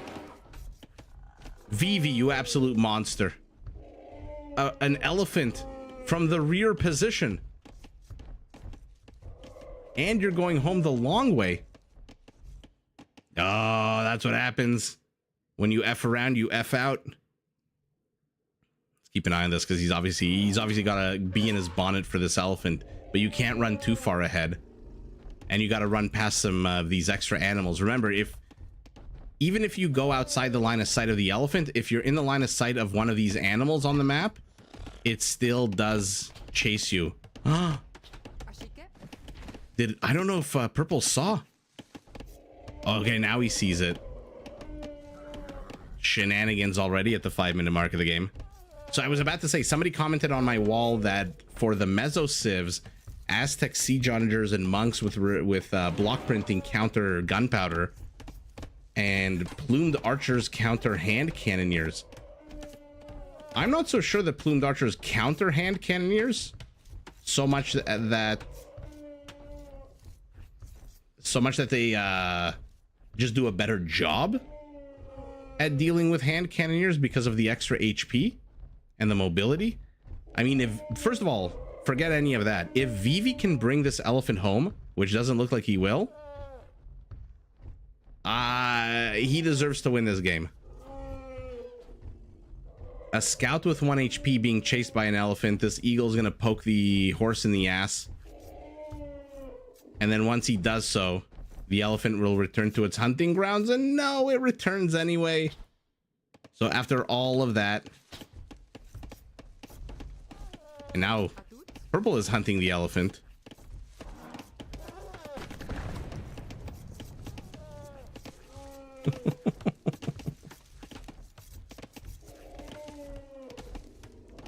Brichnik, have I ever played American Conquest Fight Back? No, I have not. I've never even heard of that. Elephant ultimately does fall perfectly placed underneath a TC, and Vivi survives with a 1 HP Portuguese scout. Naga, good morning. First blood drawn by our Mayans. How is Indonesia this morning? Interesting wall off. I guess he wants to protect the berries at all costs. Well, the elephants, like all the wildlife, they come with an attack bonus against cavalry. So they hurt a lot if they can close. But, I mean, Vivi attempted. He didn't lose his scout for it. He lost it here against the eagle. Lemmy, you're late tonight. Am I just in time for a sweep? Possibly. Possibly. I mean, whoa. Winchester. I asked this yesterday when Hero was down 3-1 or down 1-3. Was he going to go aggressive? Was he going to go defensive? Winchester, 1 victory away from taking this. We know the answer right now. He is going very defensive. Although this all could just be a preparation for one big military push in mid to late castle. Lemmy, we are going to see another set after this. The frickin' Andy Sebastian set. Released in 2002, great graphics, mechanics. American Conquest Fight Back. What is the premise of the game? Well, is it like the American Civil War, or the War of Independence? What? World War I, World War II? What's the backdrop of that game? Muro, what do I think of AoE 3 and 4? I do not like as much as I like AoE 2. And I can't see myself ever playing or casting those games, to be honest. I have definitely heard of Cossacks. I loved playing Cossacks.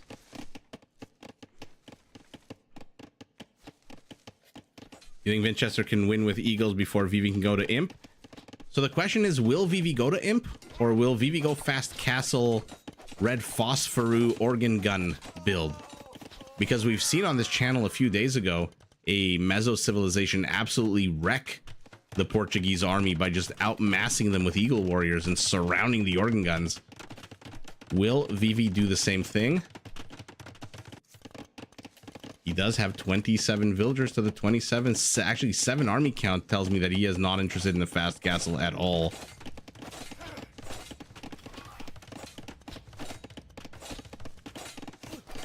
Naga, of course.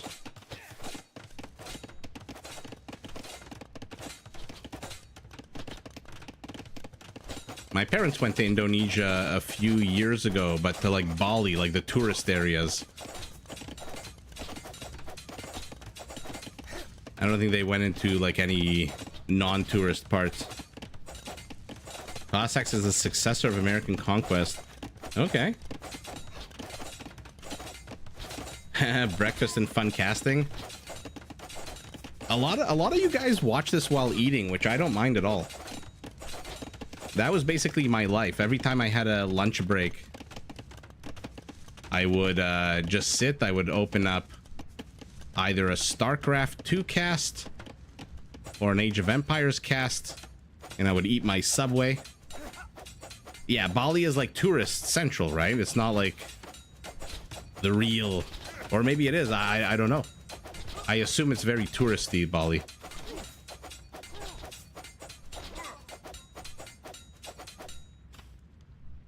Yeah, I'm familiar with the mechanics, but Oprichnik, what is the setting of American Conquest? Like, are you like General Custer? Are you fighting like the Native Americans? Are you... What's the American part and what's the conquest part?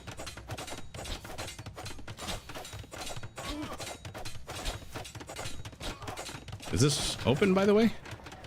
That could potentially... No, maybe not. So, good idea here from Winchester, but unfortunately, Vivi busts in through the front doors. He is going to hit a Castle Age first. He does. Okay, now he's sold. Rather, he bought a bunch of food. Is he going to sell his wood? I can't imagine he's going to sell his wood if he wants to keep going archer units. Oh, what an amazing secondary wall off here by our purple Mayan. You only really play AoE 3, but I like the casts of AoE 2. Okay, that's good. David, I had pizza earlier today. We got a 30% off Uber Eats coupon. So we ordered Il Fornello, and my wife got some gnocchi, and I got pepperoni, spicy beef, and onions pizza.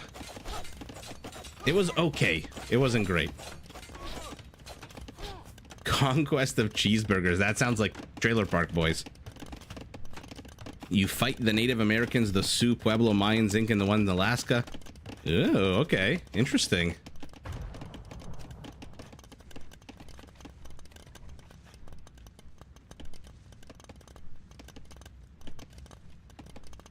You know some AoE players in Bali? If I have a chance to go to Bali, contact them. Free guides. Okay. All right. I appreciate that.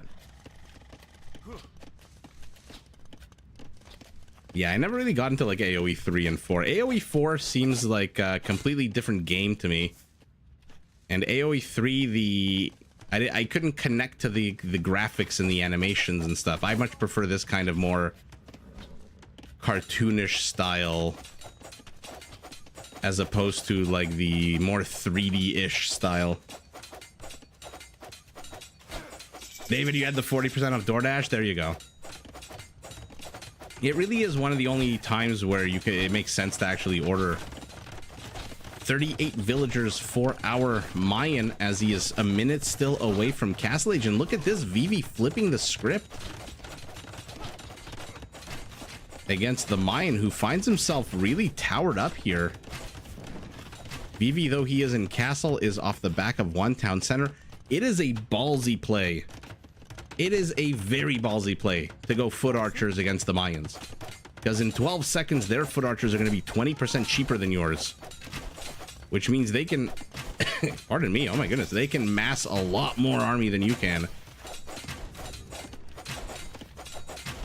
Very defensive castle.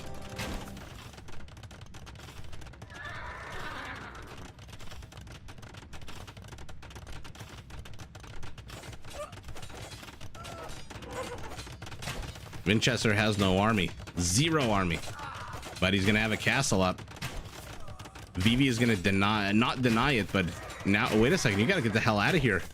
Vivi, get the hell out of here. Get the hell out. Oh God, what a trail of destruction. He did get 8 villagers though. That's not a bad get, and all of a sudden Winchester's down 7 villagers. He finally does have a single army unit.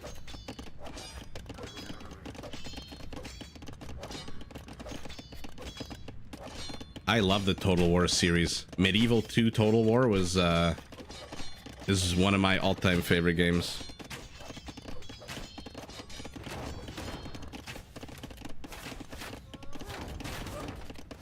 Blooms are out.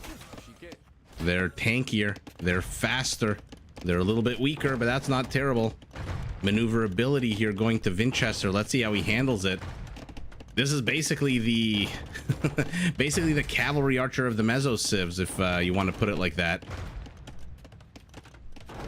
Counter siege workshop being placed as well.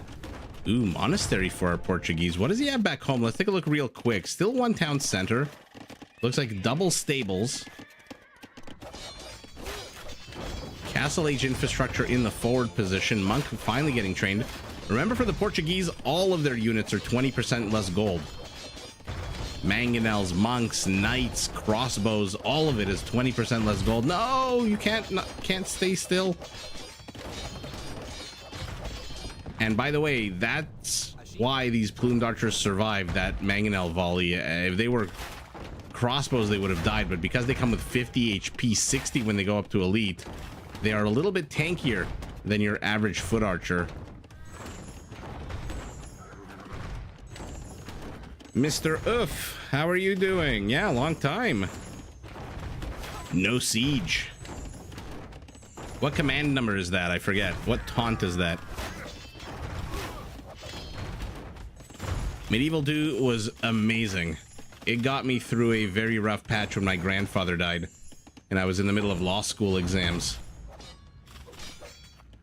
It really distracted me and got me like to calm down and just immersing myself in it. It took me like 5 or 6 tries before I finally learned how to deal with Genghis Khan invading me. Hello, hello, where the hell do you think you're going, buddy? Okay. Speaking of bugs, 19. Okay, there you go.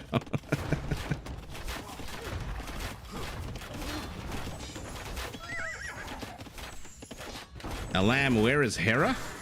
At home in Argentina? Hera is eliminated from this tournament. And I believe, if I'm not mistaken, he's also eliminated from Rage Forest tournament. Rage Forest 5. Oh, man. Ooh, volley, volley, volley. Okay, finally going after the villager repairing. Will the attack rounds be great out of Vivi? They are good out of Vivi.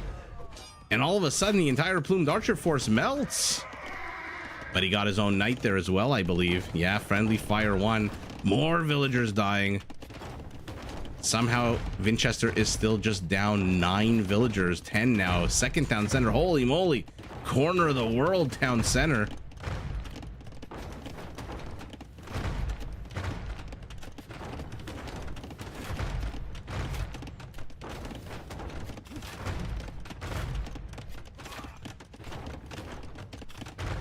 You're just kidding.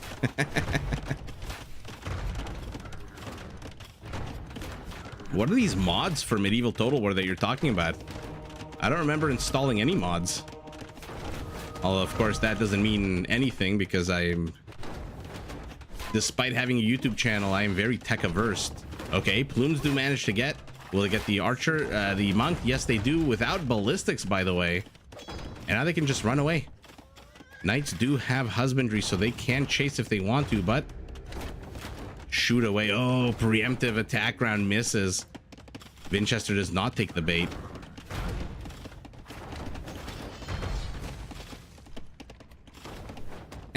Grape shot was super fun. He's gonna farm in Narnia. Yeah, somewhere in the town, somewhere in the TC is a magical wardrobe, and it teleports him into what's a richer map? Atacama or Gold Rush.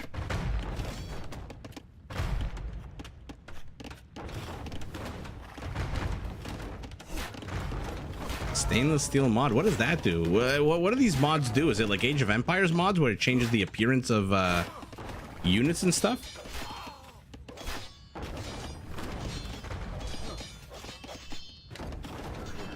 It was very unexpected. This morning when I woke up and I went on Reddit, as I do in the mornings to see what's going on in the garbage can of the world, every other thread on the Age of Empires community was about how crazy all of the eliminations have been in this tournament. And everyone's got an explanation, everyone's got a reason, everyone's got logic. By the way, second town center finally up as well for our Portuguese, who is still in Castle Age. Is Vivi allergic to going to Imperial? He's been putting on the aggression for so long. He's ahead 6 villagers only. You know, he's killed 11 more villagers than his opponent. Man, the mobility of the plumed archer. Oh, right as I say it, of course, he gets clipped.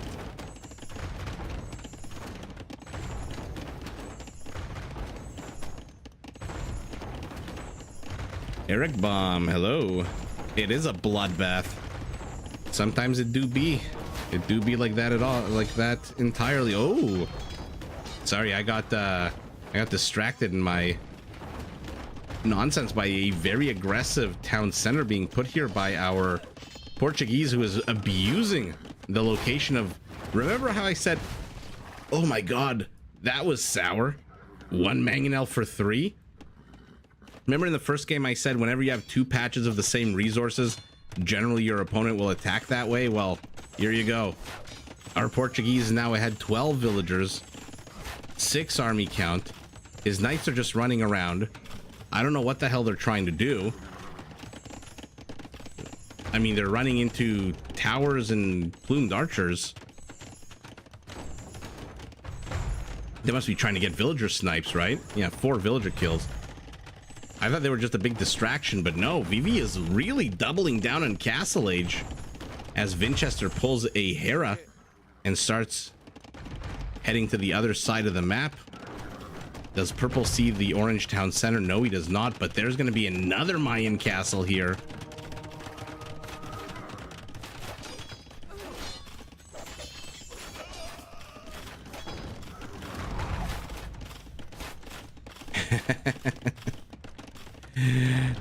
Multi-kill, that reminds me of those silly air horns that are always in like sports games that go bah, bah, bah, bah, bah. If you know what the hell I'm talking about. The castle looks like it was denied 41% into it, but now the knights are sacrificing a lot of HP just to keep this castle down. How many villagers ran into here? 4 into here. So there's still 8 villagers in the area that can pop out and build the castle. Now I'm assuming that's exactly what he's going to do now. Plumes are running away. Knights are chasing into a castle firing zone yet again. But the plumed archer, what it makes all the good shit about its speed and its extra HP, it loses when it comes to its attack. A base attack of a 5. It looks like the plumed archers here died as well. They pivoted to the north. Looks like the knight, 1 knight got all of them.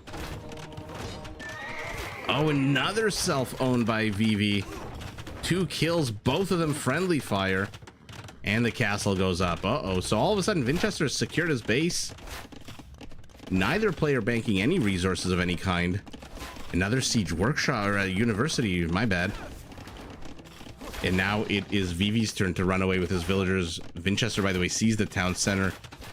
There's that siege workshop, but placed very aggressively. Where is he going to place it now, or was that just a mistake?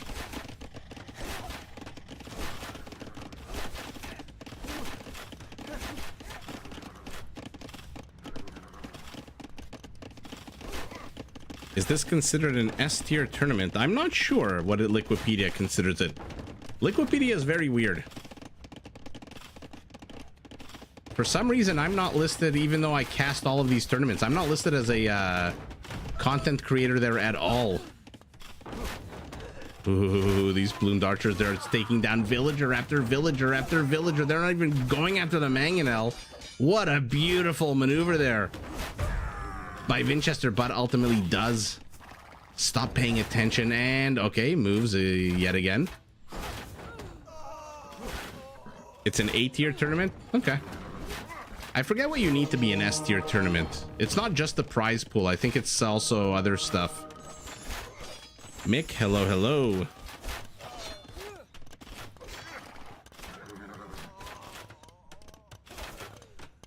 Well, yeah, that's why the Viper didn't play Rage Forest, because he knew that he wouldn't be able to make the games. A couple of converted plumes fight their former friends, die immediately. Monk dies as well. I mean, Winchester's kind of holding on.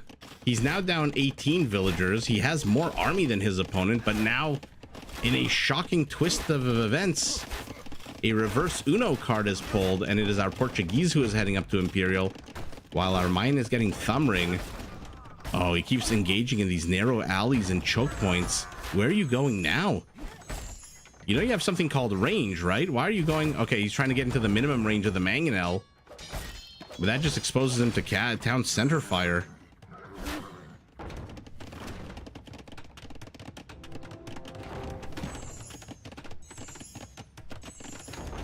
Reverse sweep. May not be possible with a big fat castle laming this entire woodline. This is 19 villagers that are about to get lamed, but let's see what Winchester does. What? I was literally moving my ass in my chair to get more comfortable. I was gonna say, let's see what he does in 19 seconds when Vivi hits Imperial. How did he know?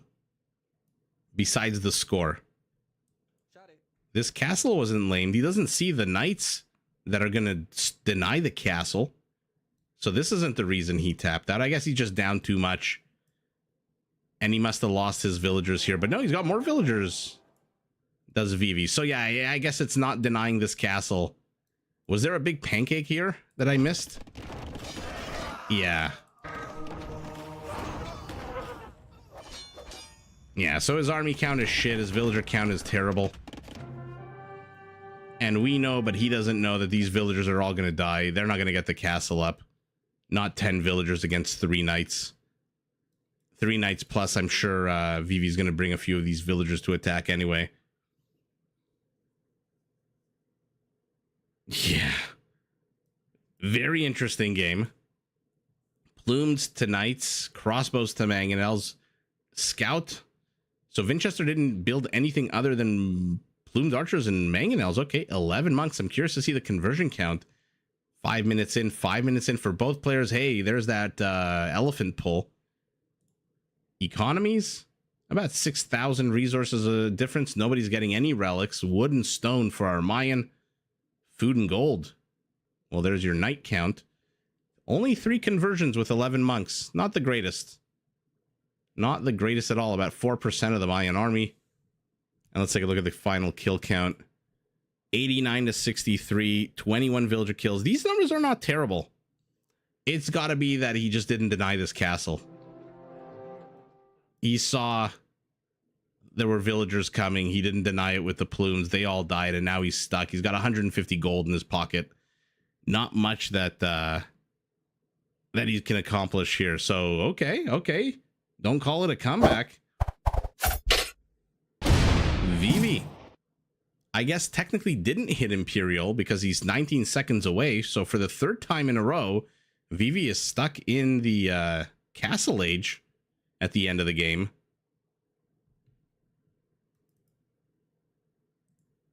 And let's take a look at game number 3. Sorry, what the hell am I talking about? Game number 3. Game number 5. My goodness. The real reason he won is because you said there would be a sweep. Oh, man. David, when I first started dating my wife, I told her that I didn't drink coffee, that I drank tea. And when she found out that I put like 2 or 3 sugars in my tea, she said I was like a child. Like I had the taste buds of a child. Oh man, let's take a look. Vivi as the Goths taking on the Hindustanis. Ooh, okay. Okay. Does Vivi turtle up here? Does he play aggressive? You got to stop those hand cannoneers from coming out. You got to stop those hand cannoneers. Are Ghulams any good against Huskarls? I would imagine they are. Huskarls are missing the last armor upgrade, and they're much slower than Ghulams. In any event, I'm very much ahead of myself. Huang would love playing AC with Mayan. They can rush buildings with villagers, then shoot fire. Oh my god, can you imagine? I do put sugar in my tea. I'm not a fan, unless it's green tea, or unless it's like chamomile, then I don't. Every other tea, like your average Earl Grey or your black tea, brown tea, I put sugar in. Which I get made Sergey laugh his ass off. Although to be fair, I put sugar in everything.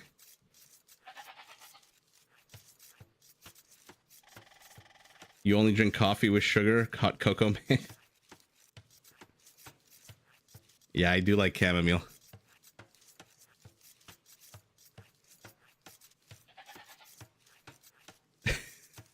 Oh, Prichnik, do you think you're watching Cossacks? I honestly can't remember much about that game. I remember liking it. I remember a few of the units, but it was so long ago. Let's take a look at the resources. Oh, look at this. Our Goth has some shorefish, if he really wanted to, next to his goats. Has he seen these ones yet? No, but he's going straight for them. Okay, never mind. The billy goat stops. Ooh, nice. Primary stone and gold to the rear. Elephant to the rear as well. Forward portion of his base kind of open. Berries very exposed. Extra gold to the back, extra gold to the front, extra stone off to the side next to the shorefish. Forest's pretty far, but I like that he has one in the rear. And so easy to mine, easy to jack. Both resources for our Hindustani also to the rear position. Extra gold also to the back. Vivi has seen it all, by the way. Also has a forest to the back and extra stone and gold to the front. Where's his berries? Off here, not in the attack path. See, this is another weird kind of map spawn where one player starts in the 3 o'clock position. So you'd think the other player would be in the 9 o'clock position, but no, they're in the 8 o'clock position. Odd. Which leaves 2/3 of the map completely useless. Looks like first kill of the game goes to possibly Winchester, although he already has a bunch of kills.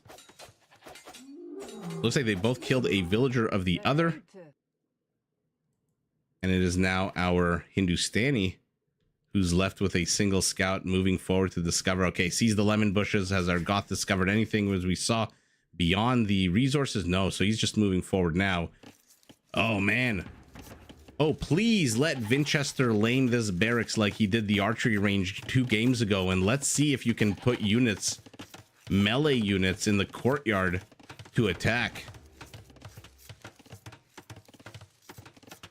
The tea has to be really good to not put sugar in it. I agree. Most types of teas I really am not a big fan of.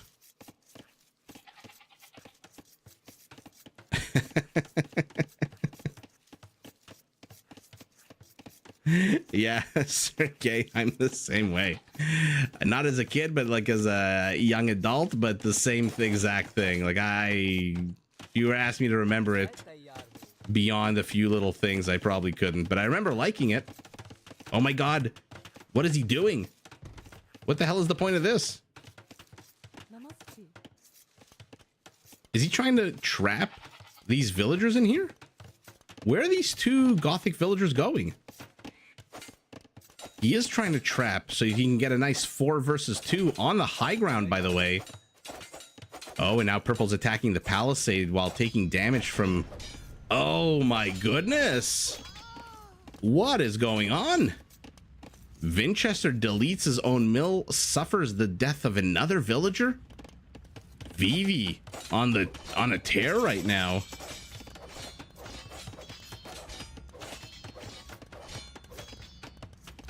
Smashing a hot tea right now. What is it called? An Irish coffee when you put a bunch of booze in your coffee? What's the what's the equivalent of a tea with a bunch of booze in it? Whoa, my goodness. Remember the Goth hunters, probably what, the best in the game? They attack, they carry more, their hunt lasts longer.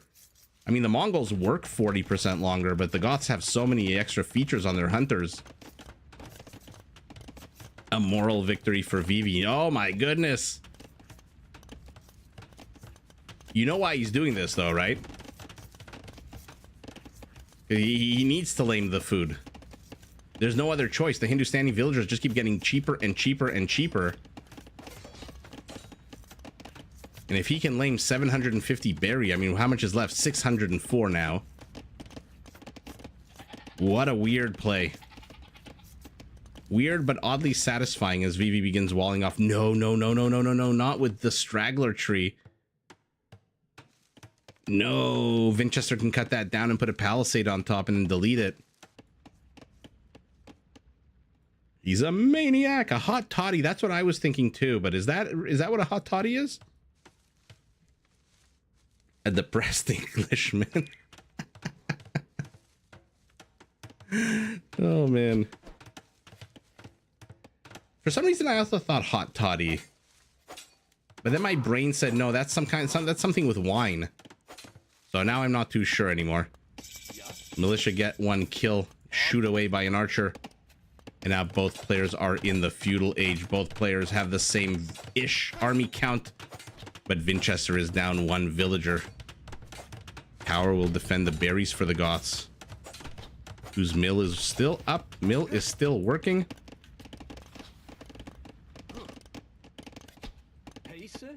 Oh my goodness, this archer is literally missing almost every arrow shot that he's taking. Second archer comes in. He wants to miss as well. This is like that scene in Game of Thrones where the guy who played Brutus in Rome, I forget the name of that actor, that British actor, he was trying to fire a flaming arrow into the river to light the funeral pyre of one of his family members, and he just kept missing again and again and again. The Blackfish was his uncle. Ultimately took the bow and arrow from him and did it himself. But I forget what the name of that actor in the Game of Thrones is. But then, man, they keep missing. Unless I guess you move in a straight line, then they catch you real good. And now about to get sandwiched as well. If the scout goes north, he's not going to go north. Never mind. He's got 5 HP. Edmure, yes, thank you. Dinokstrun? I hope I didn't butcher your name entirely.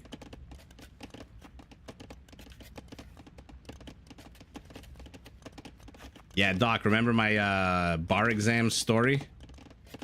Where the boss was like, hey, it's 10 a.m. Let's go to the bar and talk. Let's go grab a drink and talk about what's going on. Edmure, right. I like that actor in Rome. He was a little whiny, but did a good Brutus. Ahmed, hello. I can remember characters' names sometimes, but not actors' names. I'm very bad with names. I'm more of a visual person. My wife can remember people's names, but she'll never remember their faces. I remember all of their faces, but never their names. Builds a house, deletes it, moves the villager inside, rebuilds the house. You're going to discover the dragon tree is blocking your way. And now our Goth has a couple of spearmen inside the base, but not much else. Kevin. Thank you everyone who's joining and chatting and saying hi. If you're lurking in the background and you're not chatting, come say hello. Especially if you remember the name of actors and what the hell it's called when you spike your tea. Although I think it is a hot toddy. I think it is a hot toddy. Looks like one of the spearmen did die. Those little conical shape in the sand, always fun to look at. 15 army count for our Hindustani, who is now still down about 1 or 2 villagers. Are any players banking resources? A lot of food for our Goth, a lot of gold for our Hindustani, which he must be, he needs to move south a little bit to discover. This is such a weak spot. If you're not familiar why this is a really bad idea for your wall off, because your opponent can chop this down, put a palisade on top of it, and then delete the palisade, and then he has free access into your base. So not good at all. We saw Hera and the Viper. Hera did that as well. The only actors you remember are Lord of the Rings, Star Trek, Star Wars, maybe from the Marvel DC. Dinokstrom. I hope I'm saying your name right. Hello, hello. David with the unsanctioned threat. So let's see what actually is going on, because our Goth, our classical infantry civilization, is going heavy on the archers right now, which, to be fair, not a terrible idea while you build the bankroll to go up to Castle Age. Our Hindustani is responding with a mixture of scouts, which is depleting his food count, but it's fantastic to kill all those skirmishers. Maybe that's exactly why our Goth added those skirmishers, aside from countering the archers. Maybe he knew that his opponent would double down on some food expensive units. And Winchester, look at his gold count. Look at his stone count. I mean, he's gonna hit Castle Age a long time after Vivi, but when he does hit, oh my god, oh my god. Come on, let's see it.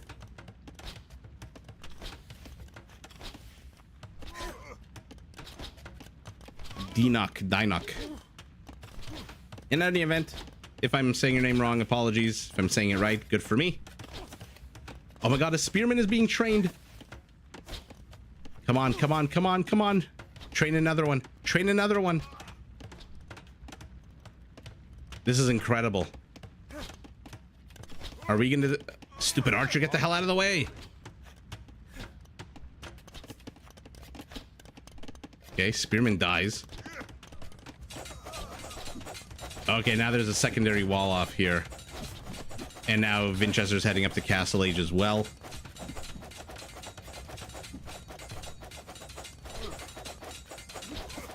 Run for it. Melanchi, hello, hello. I still don't know if I'm saying your name right. I've asked you like 6 times, you never answered. Or maybe you didn't, I didn't notice. Castle Age Goth. Knight immediately on the menu. A couple of skirmishers are going to try to keep these archers out, but the scouts are attacking the blacksmith. Another villager comes forward to repair castle. Okay. Huskarls it is. Come on, train something out of here, please. Do it for the gram. Archers in the back on the high ground. Vivi is still here being annoying, abusing the fact that Winchester has not walled off the northern portion of his base at all. A market, a stable. A stable, not a barracks? Okay.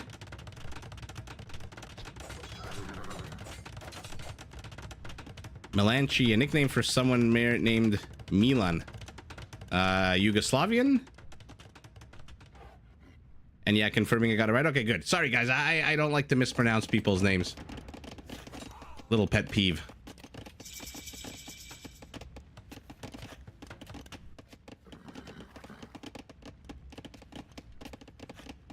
Serbian. Nice.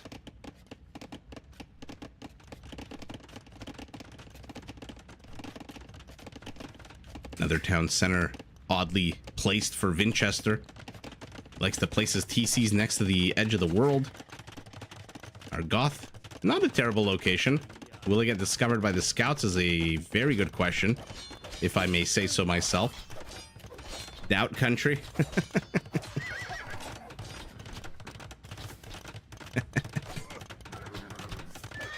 I had a really fun time in Serbia. Oh my god, they do discover the town center. Will Vivi respond? React in time? He does. Loses one villager only. Could have been a lot worse. I keep adding Vin to your name. That's funny, Chester. And now, well, I asked, can the Huskarl take on the Gulam? And we are about to find out. Let's actually put them side by side. Oh my goodness, my freaking clicking skills. 10 attack to 9, no armor to no armor, movement speed for the Gulam. Both have 60 base armor, base HP. Both should have 2-second attack, so the Huskarl is actually the stronger unit. Even though, actually, they're both missing the Imperial Age armor upgrade. That being said, remember, the Gulam does pass-through damage.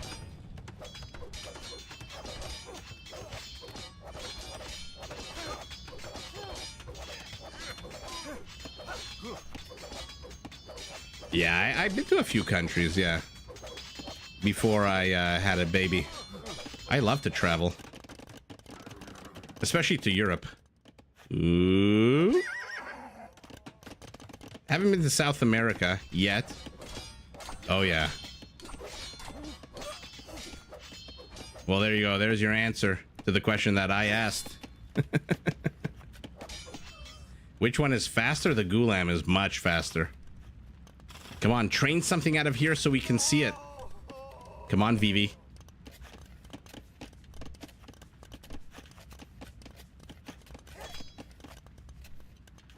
I got a lot of countries on my bucket list that I still need to see. Oh man, that pass-through damage. Holy shit, did they just absolutely wreck those Huskarls? I mean, I'm looking at the upgrades. 0-0 for both. So it's not like one is particularly advantaged over the other. The Gulam does attack with one less attack. But again, with pass-through damage, it's a one-tile blast width. Blast radius. Oh my god, look at these Huskarls. They were at full health a second ago. Now they're at half. And they're getting chased down and gunned down by these Gulams. Will he care about the conversion? Let's see. I feel like Winchester is kind of pot committed here. He does lose one to a conversion, but look at the Gulams go. Holy moly.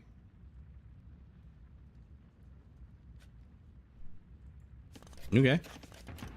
Oh my god. For a brief second, I thought the shiny glimmering light here meant he was training something until I remembered, no. That is a technology feature.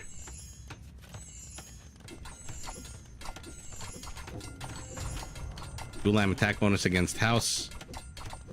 +2. I think so. The Huskarl should have a better attack bonus against structures, right? Building +4. I think they cap out at +6 if I'm not mistaken.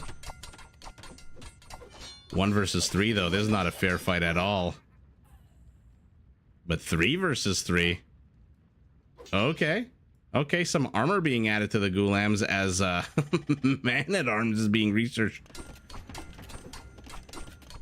Oh, that's so sour. We're never gonna get to find out. We are never gonna get to find out.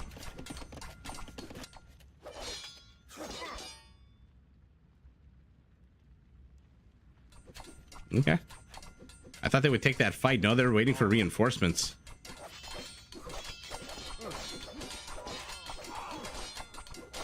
Holy shit, is the Gulam just slaughtering the Huskarl.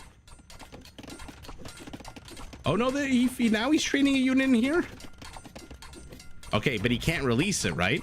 No, he can with the corner now. Actually, where are they gonna pop out? They pop out behind the Ghulams. I guess where else can they pop out? And then they die immediately. Will he be able to finish the longswordsman here, or will the barracks fall first? 80, 60, 40, 20. And it falls before he can retrain, rather, that unit. More barracks. Our Goth is now getting a second relic. Okay. Let's go. You made chocolate milk? Unless it's Nesquik chocolate syrup. I ain't interested. I used to drink that shit out of the bottle. Oh man. Just thinking back at how unhealthy I was as a kid. The Ghulams are just absolutely slaughtering everything in their way. Now they're getting iron casting as well. Both players are at a 1-1 for their infantry, but in 20 seconds we're gonna have 2-1 for the Hindustani, who is ahead 10 villagers. Decent amount of infrastructure for our Goth, going up to 4 barracks. Where's the 4th being built right now? 2 castles for our Hindustani. So his army count is triple the size, and it is a pretty good army count with the exception of maybe 6 archers. Where are these 6 archers? They're inside. 4 of them are inside the town center. I'm assuming the 2 of them are here. Yeah, in the castle. Not too much those archers are going to do against Huskarls. Nesquik as cocaine. Yeah, tell me about it. My mom would always be so surprised at how quickly I would ask her to buy more chocolate syrup for Nesquik. She'd be like, what the hell's going on? You made like 3 glasses of chocolate milk this week. Why do I need to buy a new one? And then I would have to like admit that, oh, you know, I spilled a little here, I spilled a little there, and then I drank a little bit. I get so upset. Oh, it's so gross. Oh, to have that metabolism of a young man. Ghulams don't exactly have the armor of a Huskarl, but should be okay against the town center. Is this open? I don't even know. This elevation looks weird. Is it open or not? We're not about to find out. We have dueling castles, though. That's a lot of Gothic villagers. 13 villagers are moving forward. Oh, he's securing his construction site as well. I snort a little here and there. Yeah. Little nose candy in the form of chocolate sauce. Whose castle is going up first? Looks like the Hindustani, but not by very long. Let's count. 1. Literally 1 second. Ghulam count looks significantly smaller. They get another monk. How many kills did the castle have? 3? Vivi is here with the Gothic army, and they love taking down buildings, and Winchester just got my heart and my adoration for researching murder holes. But that's still 18 seconds away, and the castle's already at half of its HP. Uh-oh, even with murder holes, I'm not sure this castle's gonna survive. Oh my god, he's researching Grand Trunk Road. Okay, that's not a bad upgrade. All gold income, relics, mining. Faster by 10%, and the commodity trading fee is the second best in the game. And now the castle is secure and the Gothic army is melting.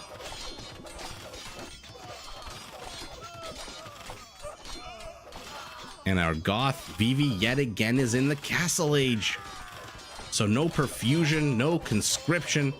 These are just basic barracks that he's building.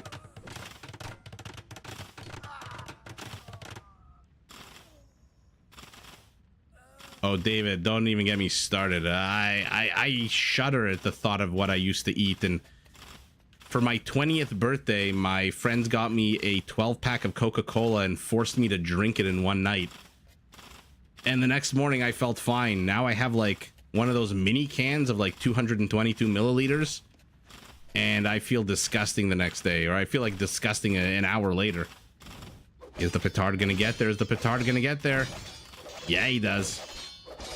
In comes the battering ram as well, but these walls are very annoyingly placed. More Gulams. He brought the archers forward, not bad, to add extra arrows.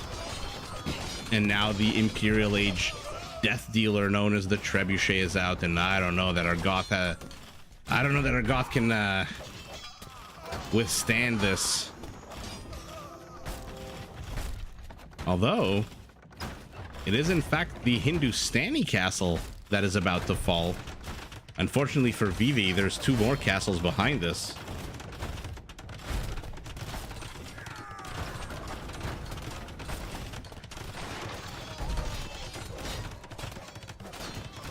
Oh yeah, murder holes definitely won't help against Huskarls, but there weren't that many Huskarls there in that army.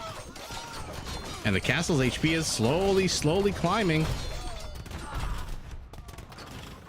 Now Vivi's spending his stone repairing his castle. He barely has any gold, and Winchester takes it 4-1. I mean, this was a very hard fought battle. An absolute beast of 43 kills for this castle. 37 for this one. These 2 castles have 80 kills out of the, what is this, 320? Literally a quarter of the game's kills for these 2 structures. But yeah, I agree. I understand the GG, but a small question mark, questionable GG. Small question mark. If Vivi had a bit more gold, I would say definitely questionable, but he does not. 250 gold is nowhere close. I guess he could sell wood if he really needed to, or even 100 stone. You know you're not going to save this castle. But he's just demoralized. He's down 3-1. He didn't, mission not accomplished. This castle's still up. You think it goes out a little bit too good? Yeah, he's like a baby Huskarl. I think his armor, his pierce armor goes up to 8 once he goes elite, fully upgraded. But wow, Winchester 4-1. Let's take a look. 114 Gulams, 110 swordsmen with 37 Huskarls to support. Oh, and you know what might have been the nail on the coffin? These freaking hand cannoneers. 10 kills. They just popped out on the scene. They've already got 10 kills. Remember, they come with a 10 attack bonus against infantry. So there's very little the Goth can do except maybe his own hand cannoneers, which, because he is not the Bohemians, does not have in Castle Age. What is going on here? There's a single Gulam. So I think the hand cannoneers might have been the nail in the coffin. And of course, yet again, Vivi is in Castle Age while Winchester is firmly in Imperial. All the resources going to our Hindustani, who goes about 20% bigger economy. Not the end of the world. Our Goth did manage to get 3 extra relics. 5 conversions out of 154, about 3%. Raisings 2 to 3, not really that big of a difference. Villager kill count, not really that big of a difference, but overall kill count, 60 more kills for our Hindustani. 43 kills for this castle. Look at this battlefield. Look at this absolute monstrous battlefield between the players, and it's mostly orange dead bodies. Mostly. Goth eco is hard to manage. Yeah, they got in the initial push with the hunters, but after that, well, there we go. Winchester moves on. Vivi, who's very awesome fan, is the one who is sponsoring this entire tournament, unfortunately gets knocked out. And bear with me as I set up the next set.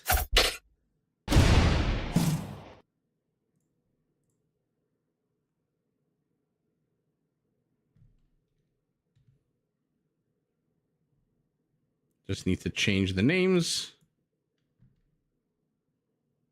All right.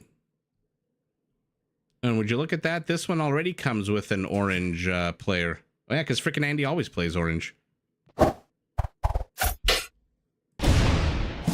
right. We are in set number 2. Doc, let me know if this is still good. Blue and orange instead of purple and orange. Sebastian, game number 1, is playing as the Ethiopians in blue. Opposing him, freaking Andy, playing as the Cumans in orange.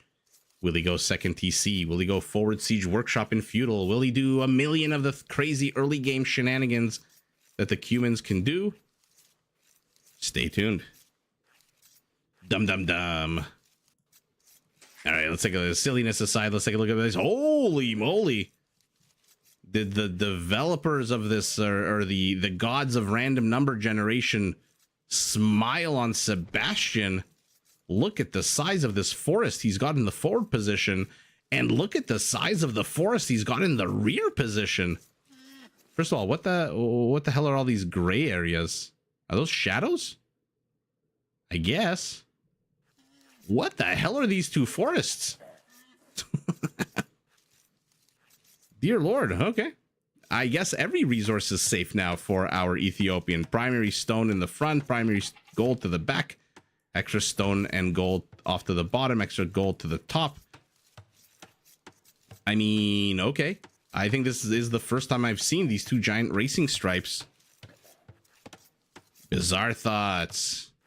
Are you asking if the Cumans are like the Cuban people, or if they like smoking Cuban cigars?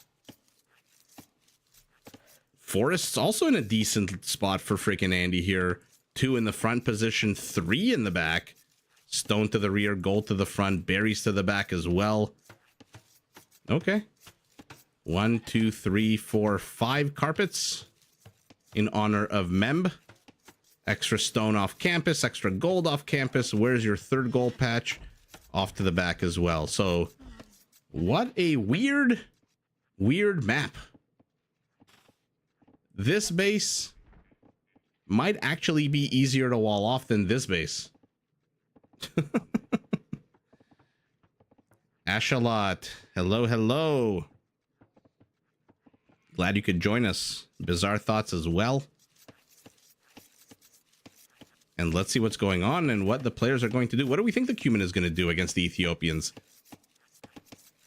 You can't let the fastest firing foot archers get, you know, too comfortable. You can't let the Shotel. What's the rush distance here for Shotels? Not the shortest, not the longest. That being said, the Cumans might have a bit of a difficult time here if we get to see royal heirs in Castle Age from our Ethiopian, and he goes camels or Shotel warriors, and then they take 3 less damage from all mounted units, which, to be honest, is what the Cumans have as their strongest foot forward.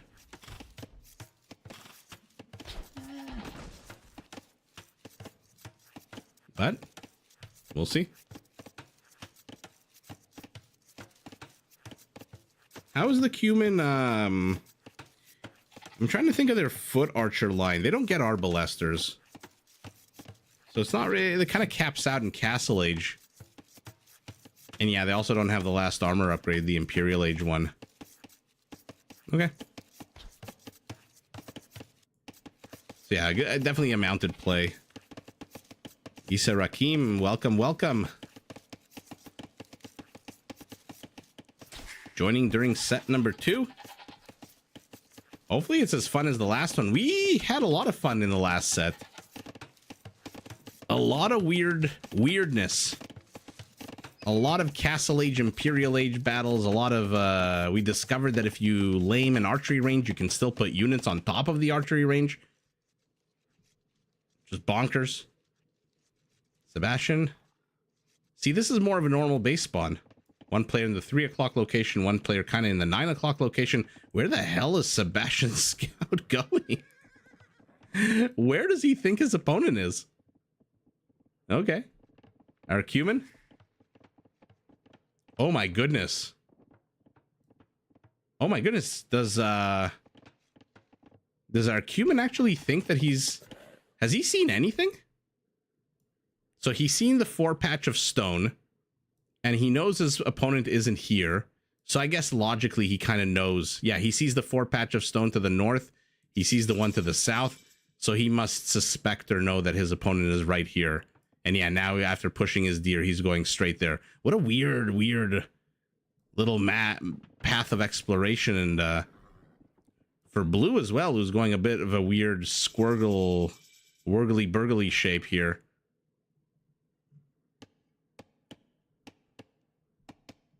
And let's see it. Looks like a few of these Ethiopian units are getting caught out in the middle of the desert. Lion falls. And the 3 militias are free to continue along their merry way. I thought, wait a second. I feel like I'm tripping on acid right now. Did we not see the orange scout heading this way? Now all of a sudden he's back pushing the ostrich? Or is it because he's got 2 scouts? I feel like I'm tripping balls right now.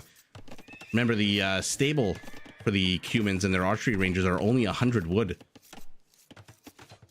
And that being said, I don't think wood's going to be a real issue on this map. Let's see how many... 204,000 wood. Yeah, I don't think wood's going to be a real big issue. But it does generally mean they can have maybe 1 less villager chopping down trees.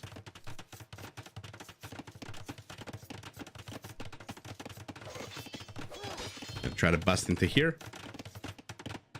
So he is doing the second town center in the feudal age. And Sebastian sees it, gets the first kill of the game as a random villager finds himself on the wrong side of the palisade wall. And halfway to safety, he does ultimately get gunned down. And now the mill's under attack.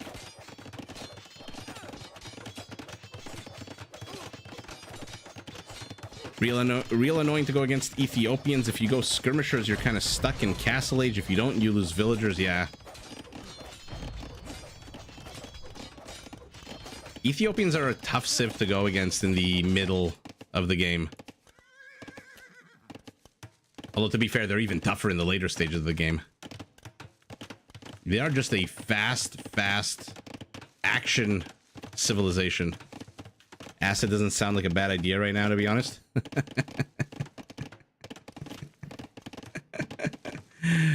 Oh my goodness. I can only imagine the way I cast with my ADD and my... Like, I'll zoom in on a lemon bush. If I cast it on drugs, how bonkers it would be. Maybe one day. Oh, look at this little blockage here. Forcing Sebastian to choose which town center he wants to fire on him if he wants to go any further into the base. Drugs are illegal. Not here, they're not. Sergey, come to Canada.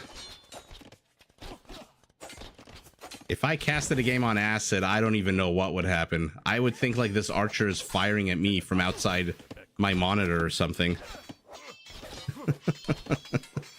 I still don't have a good Mackie impression to do. Drugs are bad. Drugs are bad. Okay. I would have to watch a bit more South Park. I've completely lost the plot on South Park. I haven't seen it in a while. Gee, I wonder what our Cuman is interested in doing here. Andy has no resources whatsoever. Absolutely none. No gold, no food, no wood, no stone. Sebastian in a similar position, except at least he's got his 200 stone still.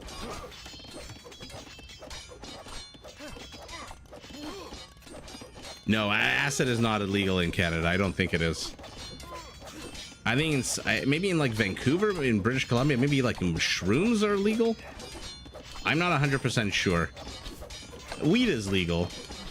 I think in Portugal, everything is legal. Those crazy Portuguese and their organ guns. Web surfer, y'all shouldn't do drugs. Bad for you. Look outside, tons of homeless. Yeah, also a good point. Shame, to be honest.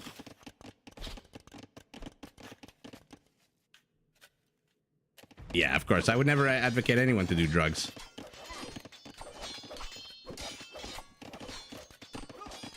Although, to be fair, there's a lot of bad shit out there for you that is just as legal as anything else.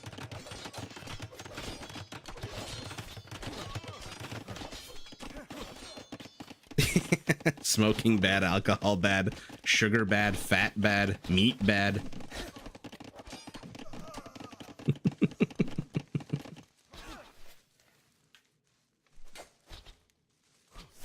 Well, yeah, Sergey, here in Canada, it's actually, not only did they legalize marijuana, but now the government sells it to you. Just like it sells you alcohol. So they legalized it, now they get to tax it, they have a monopoly on it.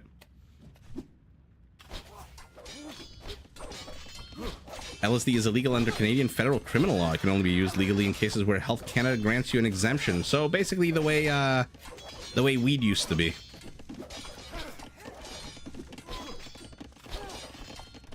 Oh no, not the nutmeg challenge from TikTok. Or am I thinking of the cinnamon challenge?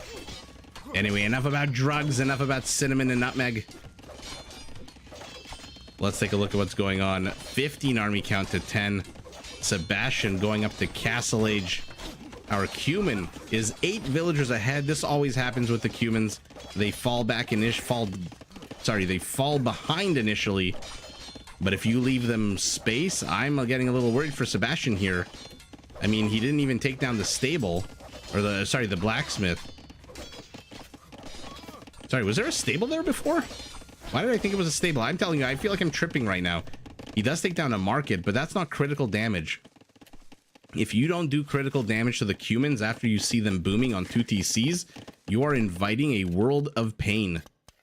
And as good as the Ethiopians are in the Castle Age, the Cumans on 2 TCs and a 12 villager lead are even better.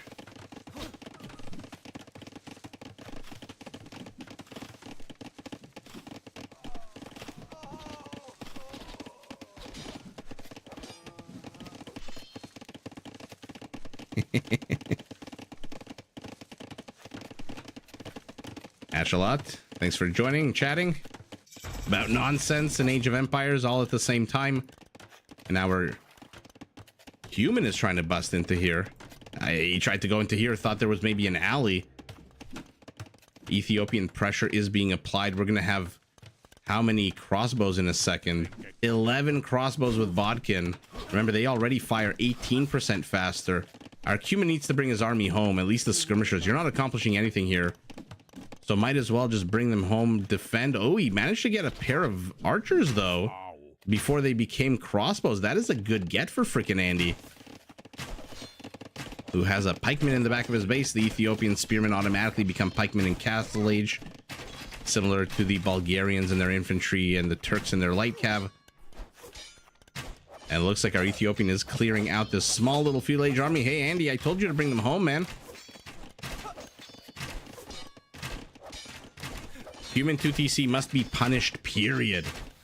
Otherwise, you enter this scenario where now freaking Andy is ahead 15 villagers and their Ethiopian still hasn't done any critical damage.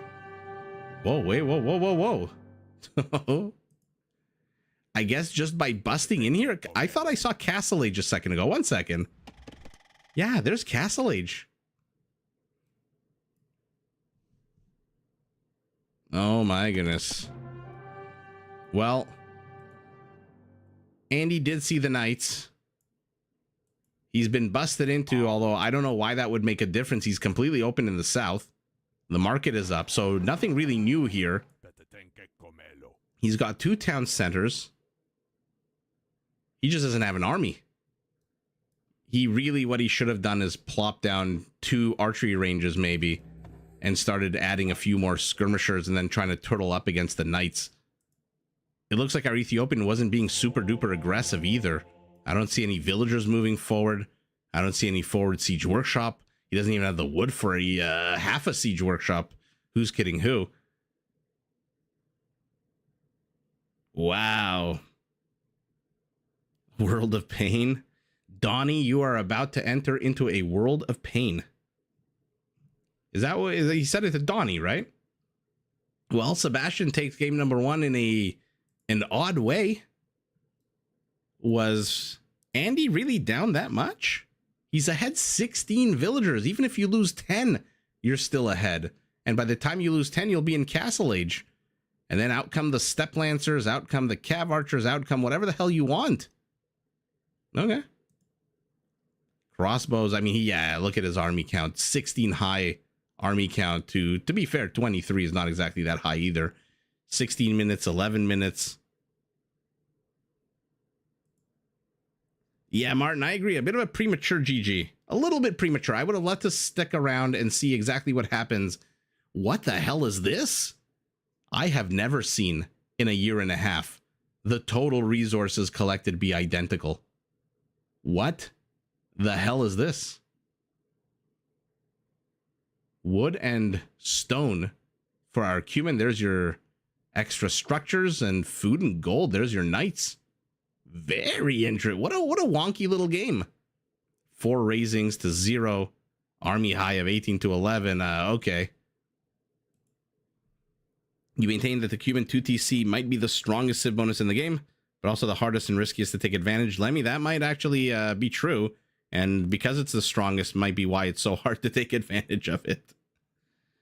Yeah, David, I think freaking Andy could have stuck around for just a few more minutes. You've got 200 wood, which means you can plop down literally a stable or an archery range here in the way. Bring home some of these villagers. He's got way too many on stone, although fair enough, whatever. Kato Lauren, hello, hello. Good night to you.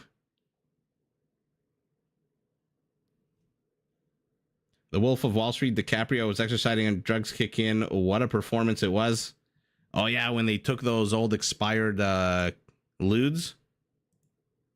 Forget what the name of the pills that they took. The ones that took a while to kick in. Apparently, Leonardo DiCaprio actually really hurt his back in that filming that scene where he was trying to get into the car from the country club.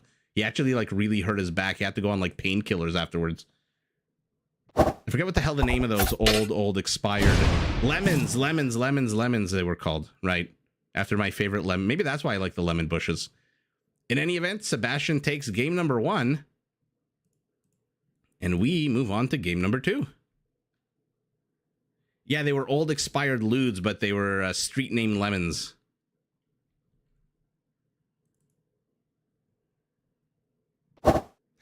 Man. This chat has really veered off into a interesting direction. Sebastian this time playing as the Malians versus the Hindustanis. Okay. So a quicker attacking Imperial camel rider versus a Farimba heavy camel rider. Let's see big old camel battles. The car scene was... The Wolf of Wall Street on the whole was an amazing movie. I'm not like the biggest fan of Martin Scorsese films. I find them to be a little preachy and a little bit long, but...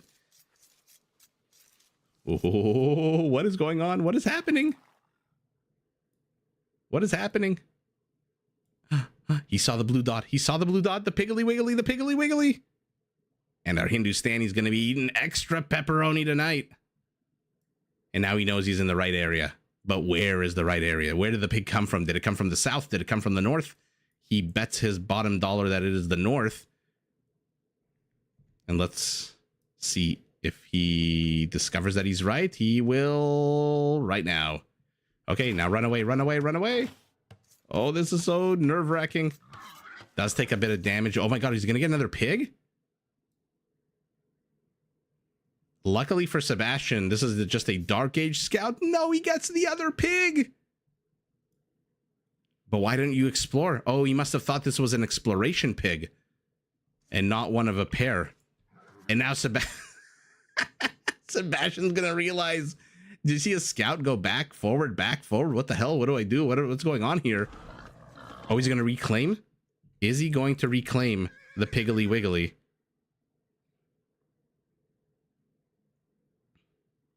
The only thing you liked about that movie was Margot Robbie. Hard not to like her. Oh, is he going to cut off the pig? This pig is making it home in the south. Sees the villager. Knows he's in the right area. Villager goes after him. Oh, he is getting shooed away at the wrong time, but maybe he'll get this pig. Oh, Sebastian's just getting unlucky entirely. If he kept going right, he could have gotten this pig. If he gone left, he could have gotten this pig. Now he's not going to get any of the pigs. Oink, oink. Freaking Andy is being a greedy little pig himself right now. Teefing 200 food.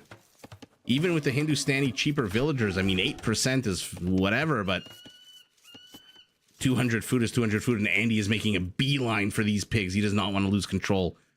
Where's Blue? Where's Blue? Oh my god, so nerve-wracking. If only he was the Celt, he's gonna lose the scout. Send the villager. Send the villager. Only one more hit needed. The pig, go to the right, go to the right. I don't know why I'm yelling at computer-generated animated pigs. And Sebastian says, if I can't have it, you can't have it either. Little does he know, he himself is down 200 food, but ultimately, only 100 food difference now. Yeah, Doc, she's one of your best exports. She was in that new Crocodile Dundee movie, wasn't she? I still am I haven't seen it. I keep meaning to. But shenanigans already abounding as, oh my goodness, he did get a pig. So Sebastian actually evens it up. When the hell did he get this pig? Interesting. All right, let's keep it PG-13, gentlemen.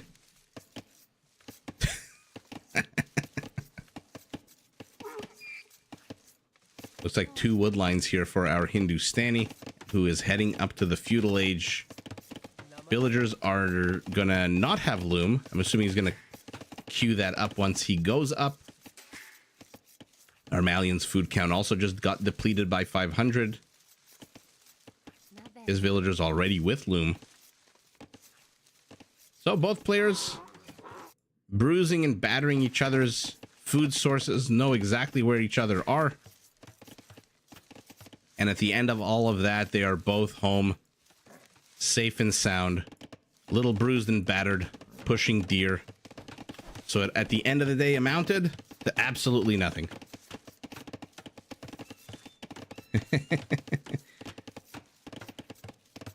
Give him your money. Why would I do that? Because he's got a knife. That's not a knife. This is a knife. Oh, Mr. Hogan. Very off-campus barracks here for our Malian. A very defensive stable here for our Hindustani.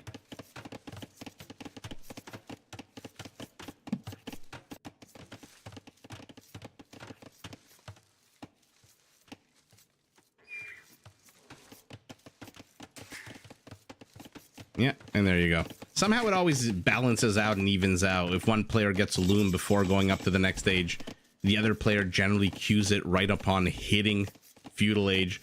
And so by the time one player hits the next stage, they all kind of have loom and the same villager counts. Although our Hindustani with the cheaper villagers is ahead too. Although it does seem, based on the Eco KD, that Mother Nature has gotten a kill. It looks like our Malian has lost a villager. To who or what is the question. Some kind of bear somewhere. Or a boar, maybe. That's what that 1-1 here means. And I see 0-0 on Andy. So he hasn't killed a villager, but our Malian has lost the villager. Bet he wishes he was the Magyars. Double scout for our Hindustani. Pushes in, sees the flag on the archery range. Flag goes down. Archer pops out.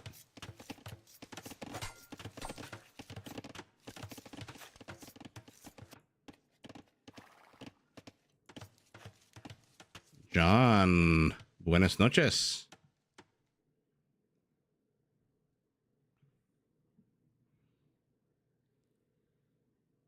Gracias por unirte.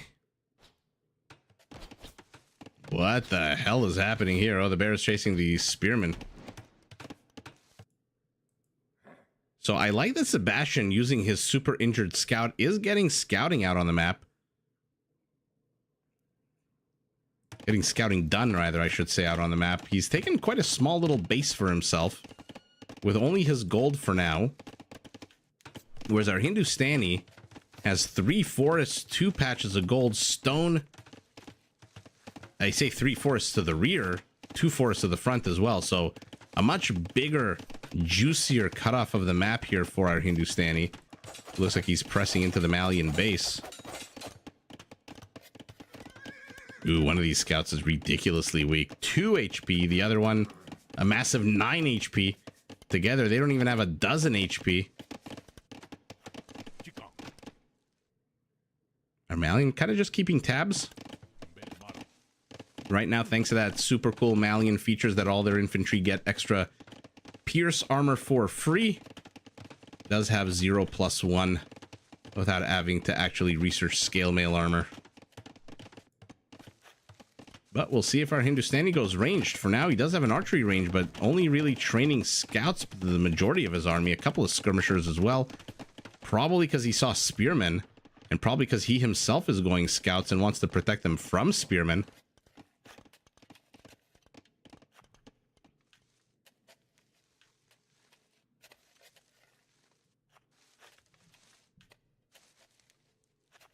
Let's see what our Hindustani can accomplish here. He's up 1 villager. He's up 1 army count. Andy's base is huge, but gold is forward. I wonder if Sebastian's going to put pressure that because his gold is comfy. Fair enough. But Andy also has the extra gold to the back, whereas Sebastian's is very much exposed here. That's exactly where Andy is pushing. But having a safe gold is super good. Oh, what got the kill here? The town center? No, the archers. So first actual kill of the game going to Sebastian's archers. For now, Andy comfortable to sit back and not put on the aggression, because he's heading up to the castle age. Oh, sorry, Sebastian is comfortable, not Andy. Andy himself still 200 food and 100 gold away. Those faster Malian villagers on gold. Basically, with 8 villagers on gold, it's the same output as almost 9 villagers, thanks to that civ bonus. Looks like a couple of injured units meeting each other. 2 ships passing in the night.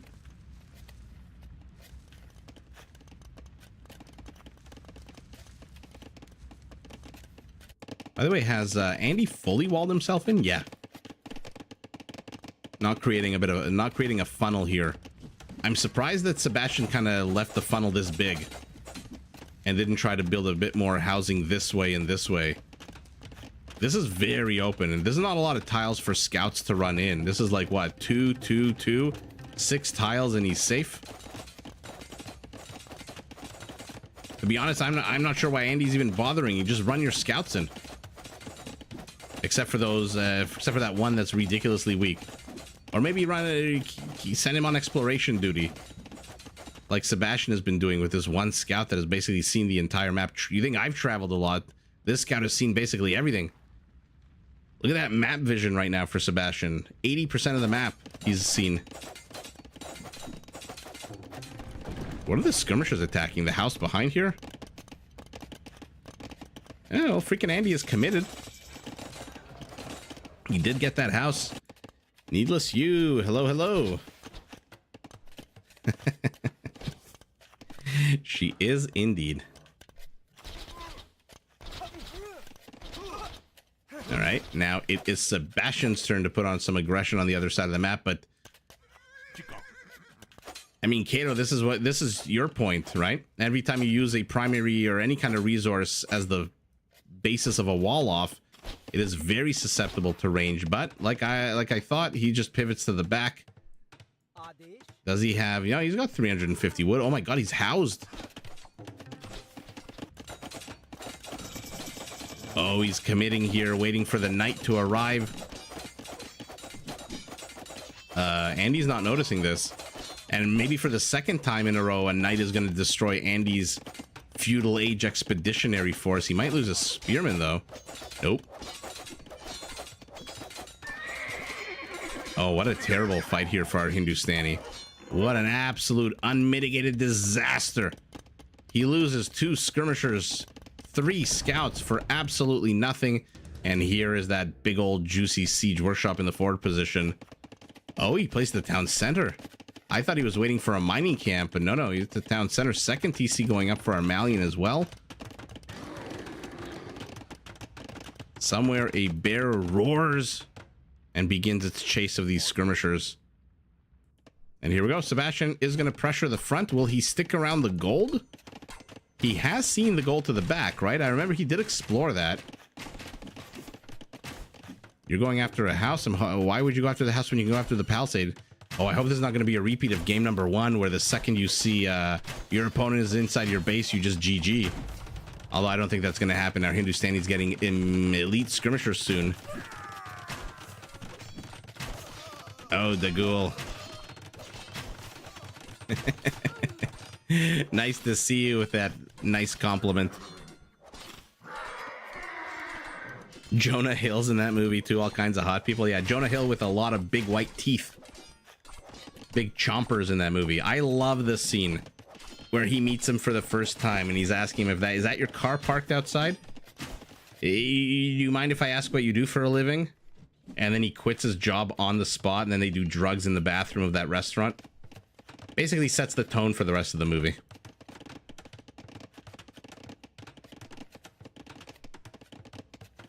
Now Jordan Belfort is a motivational speaker and occasional news contributor on like CNN and Fox, MSNBC.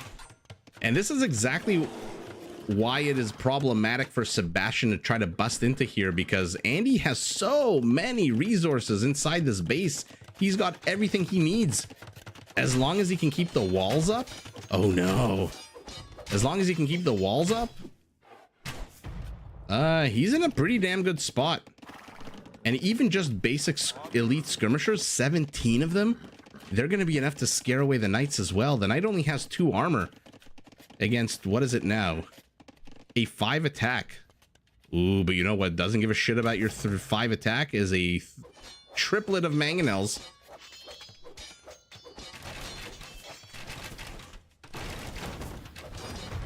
Who are going after the farm.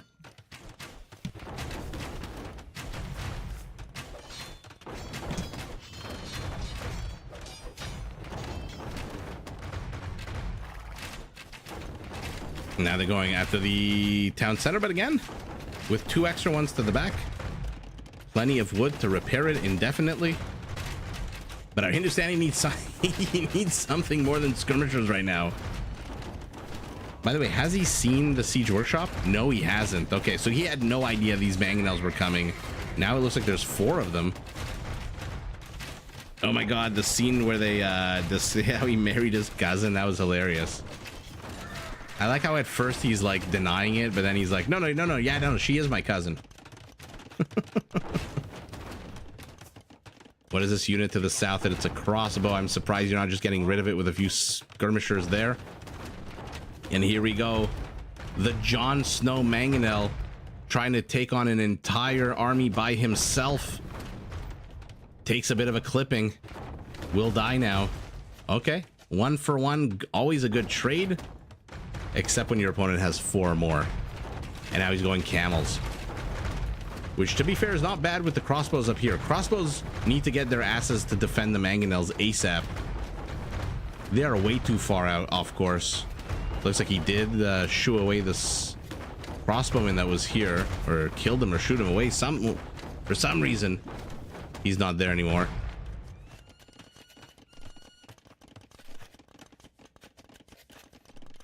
Well, now it's up to 5 Lemmy. At one point, it was 5 mangonels before he murder-suicided it.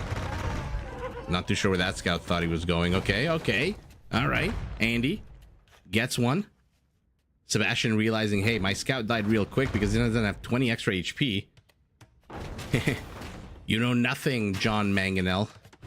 Look at this cocky light cavalry unit. Just running in front of those mangonels. Oh yeah, you ain't got nothing on me. Now he's moving forward. Does with that scout see the siege workshop? Did he see the stable going down? Yeah, he did as well. So all the pressure is now being put on by Armalian. Although for some reason retreating, Sebastian wants numbers here. He wants to feel comfortable in his ability to wreck this settlement. But now perhaps he gave his opponent too much time, and yet again we're seeing Ghulams. I mean, I've casted for 1.5 years, and I can count on one hand the number of times I've seen Ghulams out of the Hindustanis in any big way. And all of a sudden, in 2 sets in one night, everyone's going Ghulams. 3 mangonels. Crossbows are going to see one of them. But now we're back up to 5. No, just 4. It looked like 5 for a second to me. Ooh, now the knights are also going to discover the castle, by the way.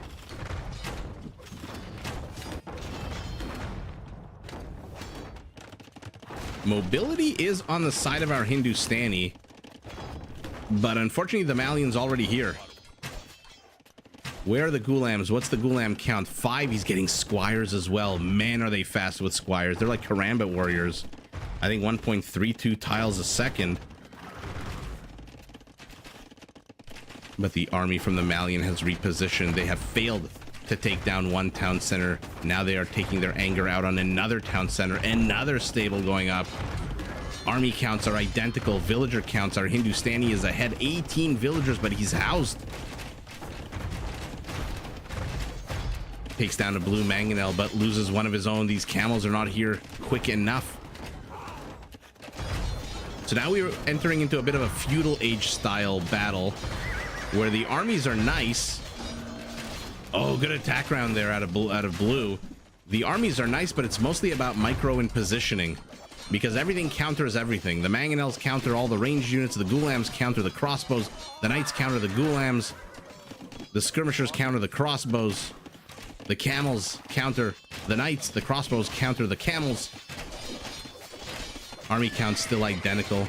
Villager lead still in very much for our Hindustani, although I see a 3rd town center going up for our Malian next to the Stone University as well. Probably wants to get ballistics, realizing that, hey, I gotta snipe these Ghulams as fast as possible. As per Wikipedia, the word Ghilman and its singular variant Ghulam. So the plural is Ghilman. Okay. Interesting. That's like Latus and Laichai for the Lithuanians. Villagers find themselves atop the construction site. Decent location for a castle. Nice and secure for now. As he hits Imperial, we'll start pumping out Trebs. Andy, though. Andy needs to get up. He needs to see this happening immediately. Oh, he does see it happening with his outpost. Beautiful outpost placement. And now look at him. He's gathering the resources. He needs just a little bit more gold, a little bit more food, and he will actually go up not too far behind his opponent.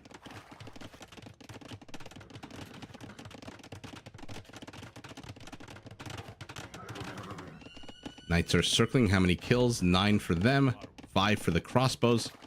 Where are these villagers going? Oh, are you kidding me?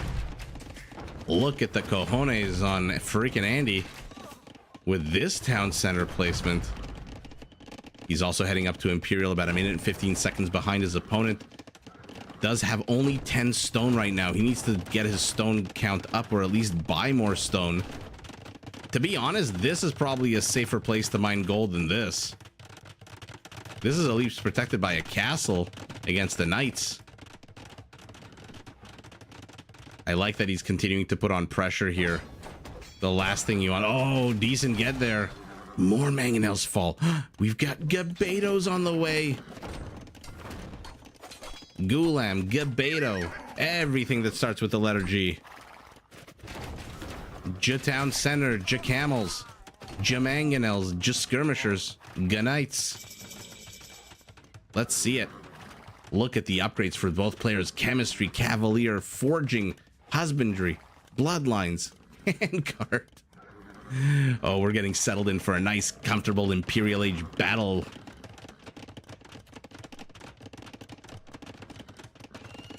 Lemmy, you do? That's crazy. I threw mine out years ago. Probably should have kept it, but I didn't really know I was going to start this channel, to be fair.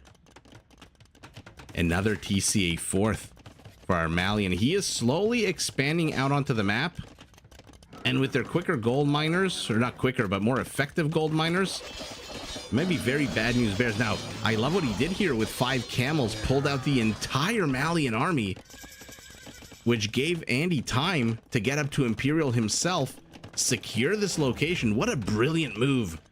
I love when pro players do this. He sent them to their deaths, all so that his army, his villagers, all of it, his settlement can move forward. His secondary stone, though, is a little bit exposed. Look at Sebastian's production tab. Cavalier, Gebeto, crossbow, spearman, hand cannoneer, monk, treb, bombard cannon. Holy shit. Oh, but a lot of Andy's army here out of 27. 18 is skirmishers. I'm surprised our cavaliers didn't engage. This town center is full of villagers, so the skirmishers can't garrison, which means they're going to get wrecked. Just basic camels for now. Bracer and chemistry for the skirmishers, I guess. And for the cast. Okay. Wow. Treb goes down to the bombard cannon. He's getting masonry to roid up his buildings a little bit. Where the hell did that orange monk think he was going? Oh, he was going to convert a cavalier and he got it. I don't think we have Farimba just yet, right? Come on, come on. Go up to Imperial camels.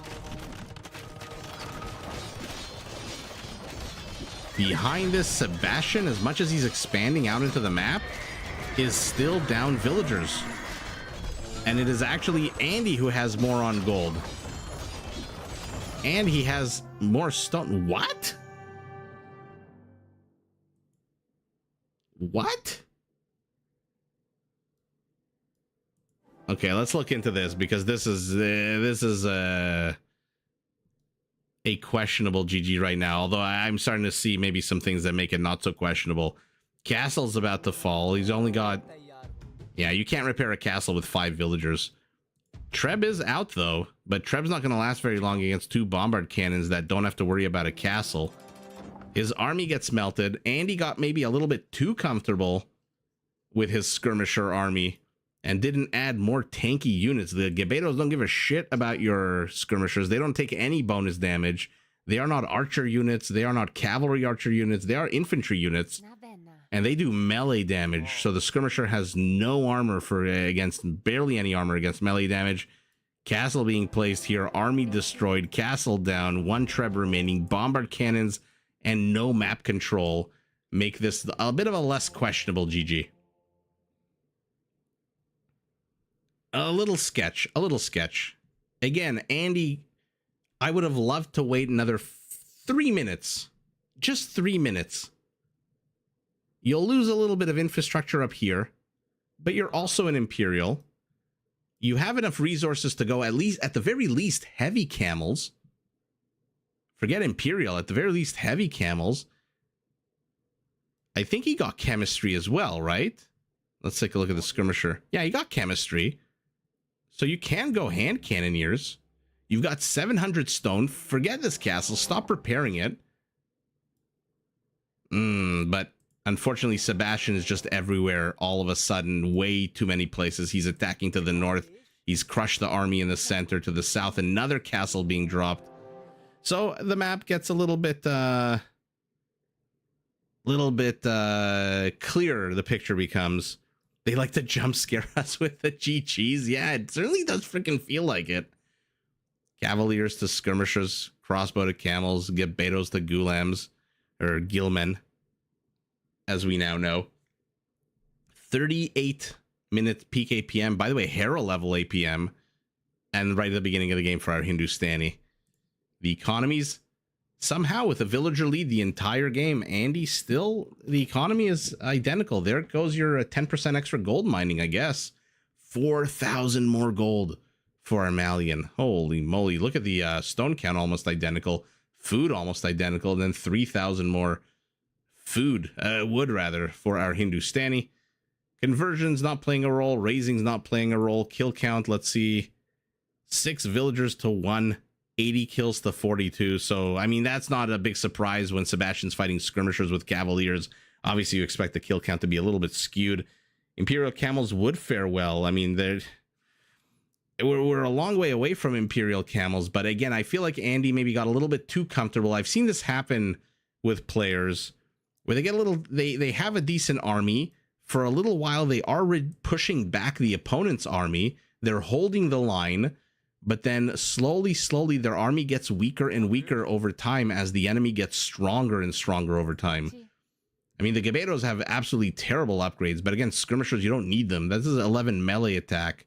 9 damage to a unit with 35 HP is 4 Gabetos to one-shot a skirmisher, while taking almost no damage from that skirmisher. They have no pierce armor, but it doesn't matter. Only 7 damage in 40, so 6 attacks needed to the 4. So 50% more attacks needed. Plus the Gabeto attacks faster, 2 to 3, I think. Yeah. Ultimately, though, okay, freaking Andy taps out again, perhaps a few minutes too early. Let's move on to game number 3.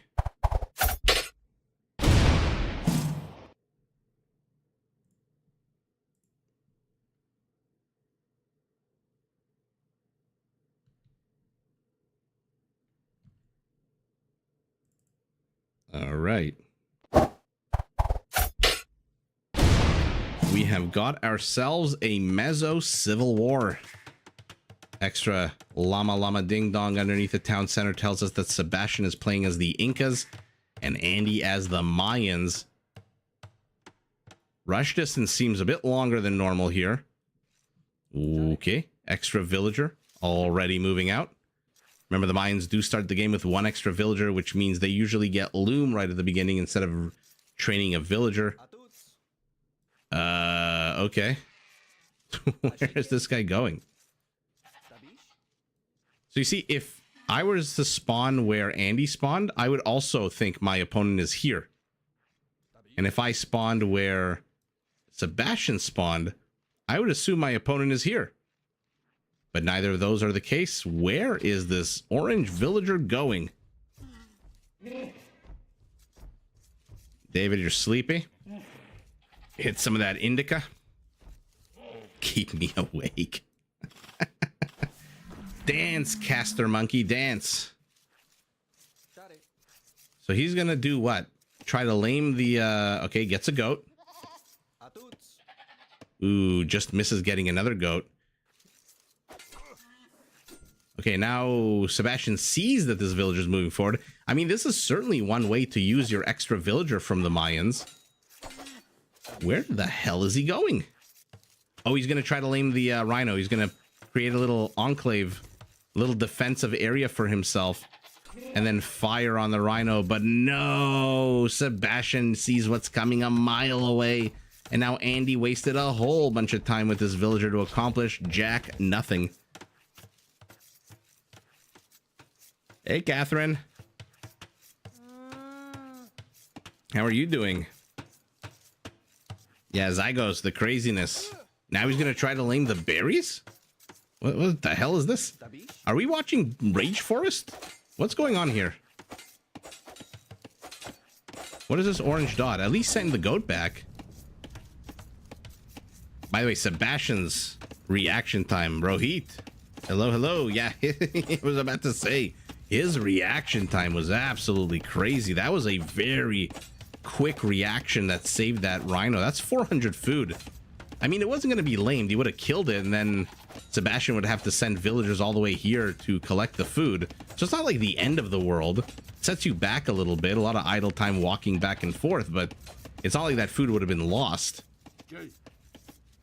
As our Incan Eagle now discovers where his opponent's base is. Speaking of the opponent's base, primary gold and stone in the forward position for our Mayan. Maybe that's why he went full on aggro. 2 juicy forests to the rear, berries off to the side.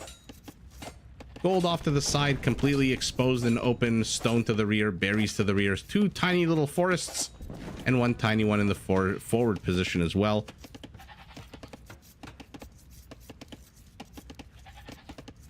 You just woke up? Nice. Well, we're in the middle, firmly in the middle of set number 2.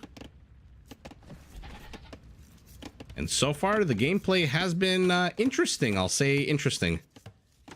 There's a lot of laming happening on in these champions. Oh my god! In this tournament, in this competition. Remember Hera getting lamed yesterday? How crazy that was. And he discovers the goat that was teeth. No, yes he does. Will he notice? Did he notice? No, Sebastian didn't notice. He could have gotten an extra 100 food returned home to him. You've been awake since 6 and it's midnight. Fair enough. We'll allow you. Devashish, hello. Maybe Phosphorus start? Oh, Strat. Phosphorus Strat? Could be. Let's see. I always want to see... there's a lot of discussion on Reddit now about Phosphoru. They call it the Phosphoru question or the Phosphoru conundrum. Whether or not... Because it almost seems like an unstoppable strategy to do what Red Phosphoru does. Which, if you're not familiar, is go fast castle with a civilization whose unique unit only costs wood and gold. Like the Korean War Wagon or the Bengali Ratha. First kill, going to Sebastian, who gets revenge on the villager. And then you get your butt up to Castle Age, and then you put a castle, for example, right here to protect the gold and the wood. You ignore your villagers altogether. You just don't produce any villagers ever again. And then you just use gold and wood. I guess you produce enough villagers to kind of keep the production up, but or maybe you don't. I don't know the exact nature of the town center, how it works, but you protect your gold and wood, and then you just keep pumping out war wagon after war wagon after war wagon over and over and over again. And people on Reddit either love it or hate it. Te gustan estas civs? Let's see a big old guerra between them. Looks like blue did reclaim both goats. One is just kind of standing and creepily watching the battle. Gets taken back by freaking Andy. And then gets lamed by his original owner. Okay. Oh, who sees? Oh my goodness. Weird location for an archery range, but Sebastian sees it all. I mean, Sebastian's scouting so far has just been... He's seen everything. And he not only has he seen everything, he's reacting amazingly well as well.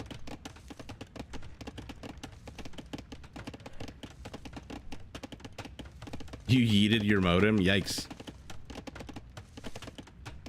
The ghoul. Andy picking orange on these maps is really, really annoying. I'm not gonna lie. It's, like I said, if the maps were greenish, if they were more lush and fertile, maybe, but going orange is really, really, for a caster on the mini-map, and I can only imagine for a player who's trying to micro about 1 million things at once. It also makes it very hard to see. Also, laming the stone, trying to lame the berries, trying to lame. Lame is the name of the game.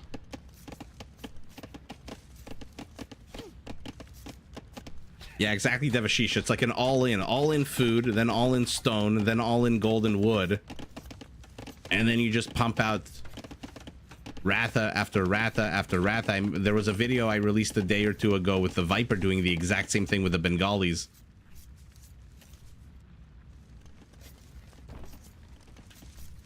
How is the orange effective in saving the goat? Sumia, what do you mean? I don't understand the question.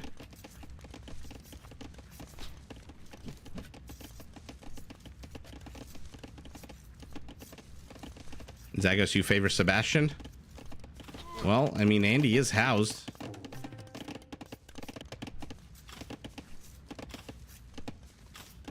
Yeah, orange goat. Orange goat is in stealth mode.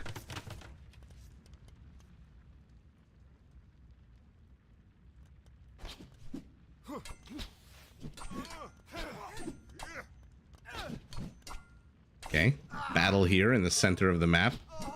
Army counts identical, villager counts identical. Kill counts.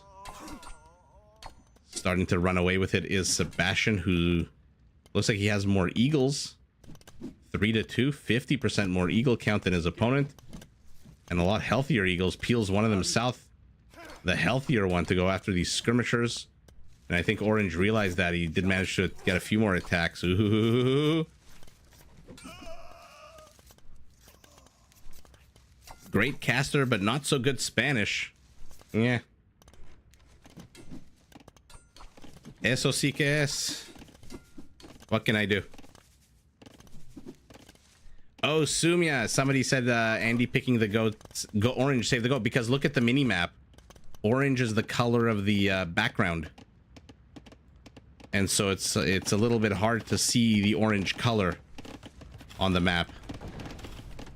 And when the orange goat was somewhere here and blue scout saw it for just 1 second, if it was a different color, if it was like green, he would have seen it. But because it's orange, it blended into the background.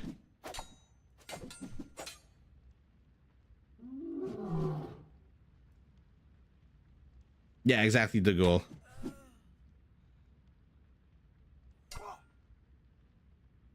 Sagos, gracias. Sí, hablo muy bien en inglés. No soy un hispanohablante. Uh-oh, uh-oh. Where is she going? She's going straight to hell? A lot of little battles happening around the map, by the way. This villager's gonna die. It looks like there's another attempted incursion here. It's all Sebastian chasing Andy's units. He's chasing an eagle here. He was chasing a villager here. His tower is getting rid of this annoyingly placed house. Camouflage, exactly. That's the word, Devashish. What if Sebastian plays with Alt-G? What is Alt-G?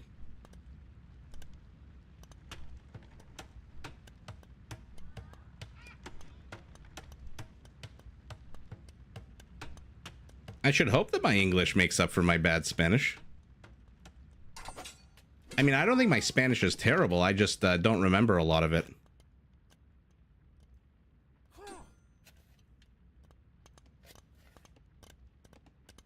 There's still a lot of orange infrastructure inside.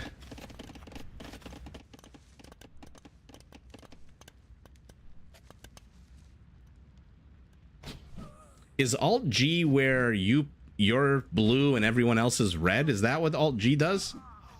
Remember, I haven't played this game in a while, so I'm not sure what the commands are. My Spanish is good, just not a native. Yeah, exactly. Gaston, my Spanish used to be very good. Pero hace 20 años yo no hablo español. Solo inglés. Alt-G changes you to blue and enemies to red and allies. That's what I thought it was. Yeah. I don't know if they play that like that. Needless you, F off. I should hit Alt F4 and see what it does.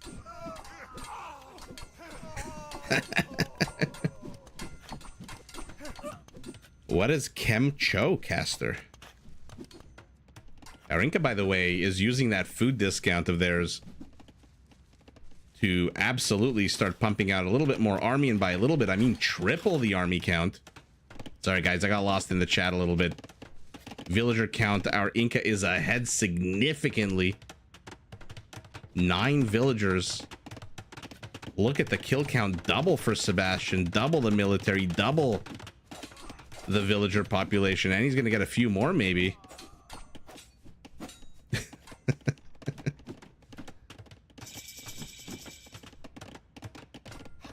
Catherine, me too, me too.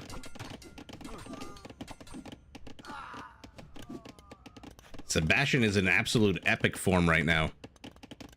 Back home, he is walling up, protecting, and our Mayan is so focused on not dying right now that he has no time to wall off his base. But he has pushed the Incan back. And Andy is actually first to Castle Age. What is he doing? Squires, forging. But they are still basic Eagle Scouts. He does not have the resources to go up to Warrior just yet. Looks like he's trying to save this one villager. Will save it with a palisade wall. And where the hell is Sebastian going? Okay. Magellan over here. Siege Workshop? Really? Against Eagle Warriors? Man, sometimes I feel like the pro players just tunnel vision so much. I don't know that you need Siege Workshop against against Eagle Warriors. I don't know. Anyway, let's see. I'm not going to doubt double flags on the play as more Eagles go up. Get trained. Andy threw the whole game. Let's see. I'm not too sure about this. I'm not too sure about a mangonel. I mean, to be fair, Sebastian's army is literally across the entire world right now. So it's not here to help. You got eagles. But they're not, again, they're just scouts. They need to be upgraded to warriors. And this is exactly why I thought you don't really need siege here. I don't know. Let's see. Maybe I'm wrong. I'm not the pro player, right? Devashish, you understand us? Lechuga, welcome, welcome. And yeah, we are about to find out exactly why you don't go siege against the Eagle Warriors. Remember, they do come. Even the scouts come with an attack bonus against siege of +3. And this is what I'm talking about. Sometimes the pro players, they have a build order that they like and they follow it. I don't want to say blindly, but they follow it even when it shouldn't be followed. One civ, though, does have a hand cannoneer in the castle age, and by that I mean a slinger that comes with a +10 attack bonus against infantry. And Sebastian, he has Eagle Warriors, he has squires, he's gonna get +2 armor, and Andy's army is just not great. This is a repeat of last game where we saw him just over relying on the skirmishers. Now he's over relying on Eagle scouts. He's trying to get the numbers up. Meanwhile, Sebastian has the numbers and the quality. Another scorpion dies, a second, a third is gonna die. Oh, look at the split on the slingers.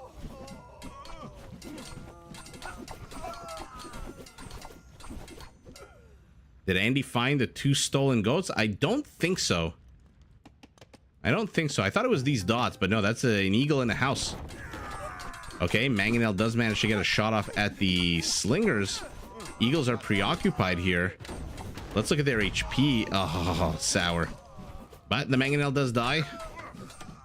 That's a lot of wood and gold that our Mayan invested, and now he's going up to Eagle Warriors.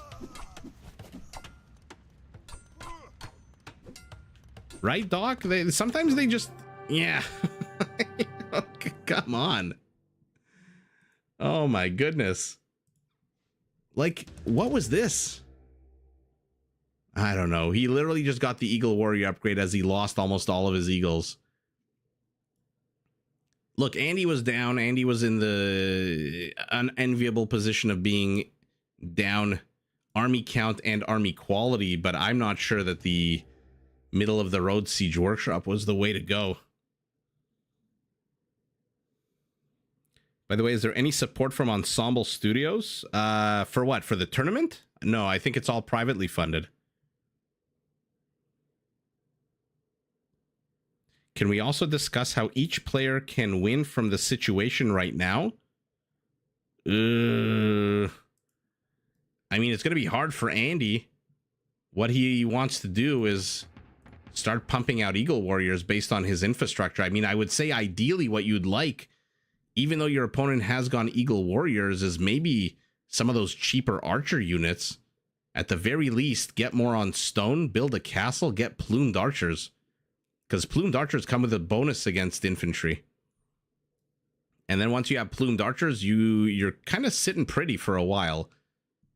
On the other hand, our Inca, I think, made the perfect army composition. I love the slinger. Like I said, this is like having a hand cannoneer in Castle Age against infantry because of their attack bonuses. And it can be trained out of a archery range.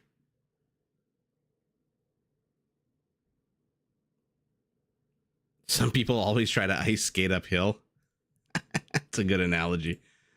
Eagles to eagles, skirm to skirm, archer to archer, PKPM in the middle of the game. PK. Whoa! Do my eyes deceive me? 8:18? 8:18? We're definitely going to have to go back and see what was going on at the 8:18 minute mark of the game. Resources, not really that different. Military, no conversions, one building destroyed only. And total kill count, also not that bad. Andy is only down 6 villagers. He is the Mayans. Their resources do last longer. He's got another town center. He's got plenty of wood.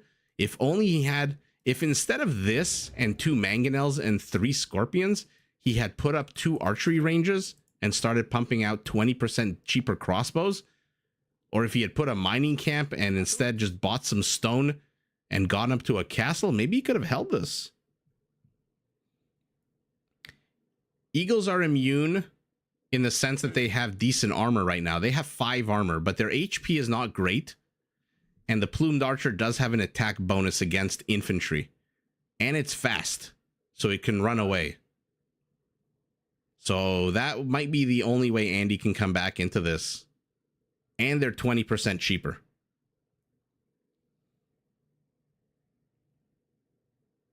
Okay, let's go back to the 18 minute mark because I'm very curious to see what was happening here.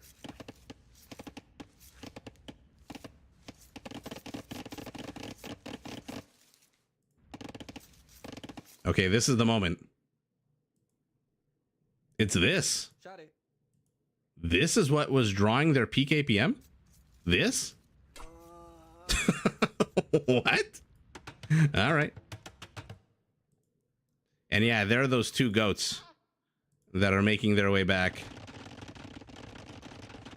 Oh, no, no, no, never mind. Never mind, never mind, never mind, never mind. So many deaths of the wildlife. All right, let's go on to game number 4. I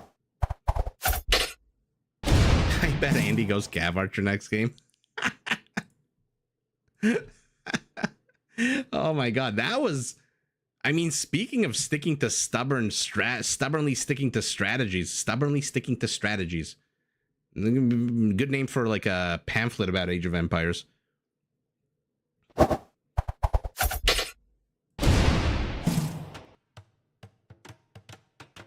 Let me catch up on some chat here. Armenians versus Gurjaras. Okay. Let's see 100 HP champions take on elite chakram throwers. That could be fun.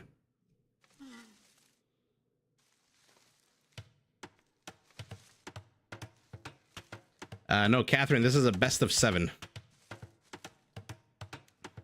Maybe if Hera is in place of Andy, maybe he would pull out. Maybe. It's possible. Lemmy, a sweep looks very much possible right now. I mean, there have been some odd GGs this tournament. Carlos, welcome, welcome. Nice to catch you live. Sumia Goths versus Mayans is actually a nightmare for the Goths, not for the Mayans. It is an absolute, completely unfair battle.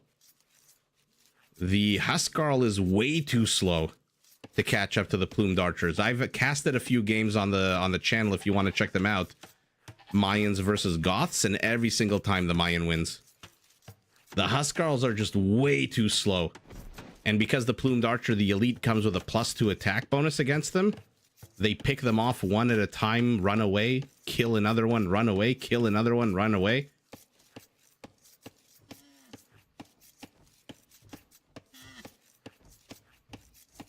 Carlos, yes, they did get eliminated. We're not even in the quarterfinals yet. No, what the hell am I talking about? This is the quarterfinals. My bad. Yeah, they got eliminated before this. The Viper, I think, one set earlier than Hera. Hera got eliminated right before the quarterfinals. I have been saying weird GGs for the longest time. Because sometimes it is. But again, I'm a caster. I'm not a player. So maybe T90 or T-West or Mem would have a different opinion.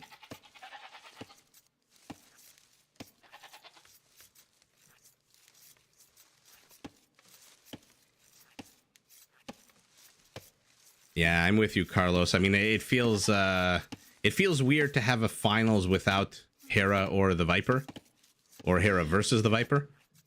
But it's good to see some names that normally don't appear. And again, freaking Andy. I mean, Vivi stuck to the Cav Archer play. Andy is sticking to the laming play. What is happening? These are two stubborn mules. Speaking of mules, where's that donkey cart, baby? There it is. The goats are running north. Andy's is tracking the blue goat so that he doesn't run away from him and he can't find him, but now he knows he's in the corner. And look at this. Look at this. This is the king of all goats preaching atop the mountain. Hear ye, hear ye. I am the Chad goat.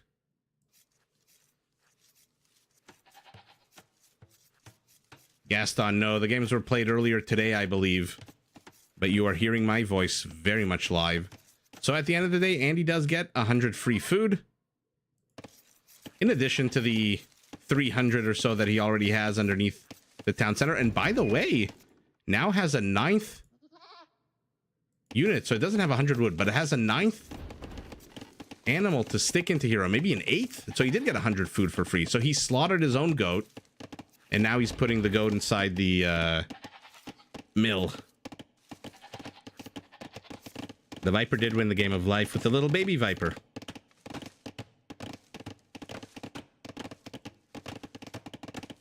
Sumia, I don't know if I agree with that based on the games that I've seen. I mean, Mr. Yo with the Mayans will beat any Goth. And there have been a lot of examples where elite plumed archers beat out elite Huskarls just because, again, the Huskarl, as good as it is, as armored as it is a slow unit. And so I think the Huskarl, even the elite form, only has a +2 attack bonus against Eagle Warriors. So you can even go a combination of 100 HP Eldorado Eagles and then plumed archers, but mostly plumed archers.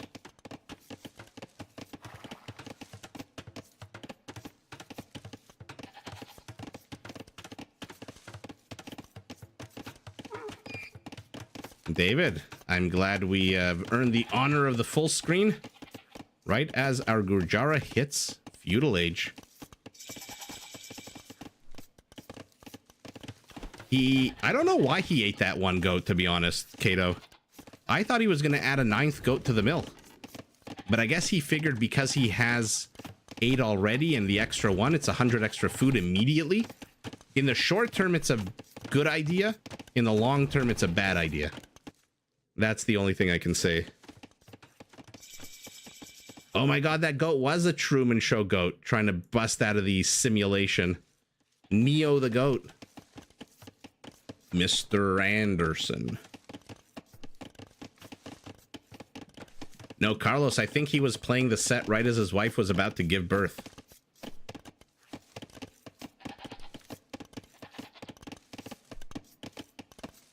Although, of course, I have no clue. I mean, that's what people say. I don't know what the actual... I don't know what the reality is. I am not a privy to the inner workings of the Viper household. This Camel Scout, by the way, has gotten some good damage against this regular Scout. And Sebastian, is he afraid of raiding, or does he want to be the one who puts on the aggression? He does secure his secondary gold. This is what freaking Andy had 2 games ago. Primary and secondary. Oh, by the way, I didn't even look at the resources, as it looks like there might be the first kill. Will orange kill blue? Will blue catch up to orange? Blue might have to sacrifice this one scout, moving him back so that orange runs into the spearman. No, decides to let orange run away, which is a good time for us. Gold to the back, stone to the front, berries to the front. We saw the gold to the rear, stone off campus. Where's the third patch of gold up here? And an extra forest to the rear. Okay, not a terrible base. Pretty open, but already half kind of walled off. Oh, looks like our Gurjara did get the first kill. These archers, what do they get? Where's the dead body? Somewhere here, there's a dead body. What's the quote from Casino with Joe Pesci talking about how lot of problems are solved out in the desert? Something like that. Primary gold to the front, stone to the off to the side. Oh, this is not a great location for secondary and third gold as well for Andy. Ugh. Extra stone, very exposed to the front. So he's also created a bit of a bubble shape here around his gold, whereas Sebastian has bubbled up his food source. And now he's putting on the aggression. What is this orange dot over here? It is an archer trying to Unsuccessfully get that one scout, or maybe the scout will move back into the firing range. Nope. Oh, feudal age. You're so much fun to watch. Yeah, Viper is a dad now.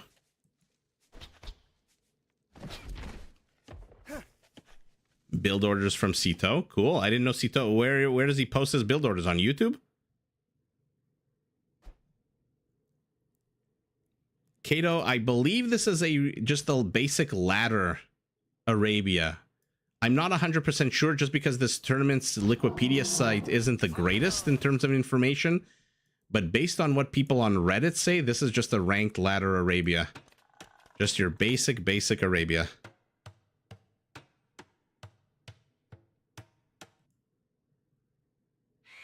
Archers circling on the left. Army went right, expecting Orange to go that way, but no. Orange is deking, and now Orange is has a complete free line of attack into Sebastian's base. And with 3 archers, maybe he can get a villager. There's a few archers here already, though. On YouTube. Okay, cool. I'll check those out. I didn't know Cito had a YouTube channel. Says the Age of Empires content creator.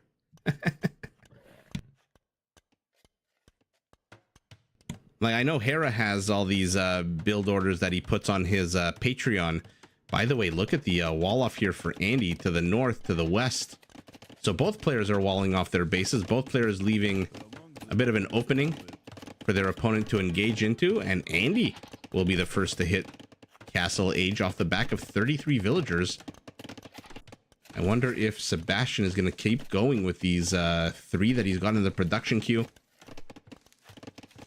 Or if he's going to cancel a few and go up a little bit quicker.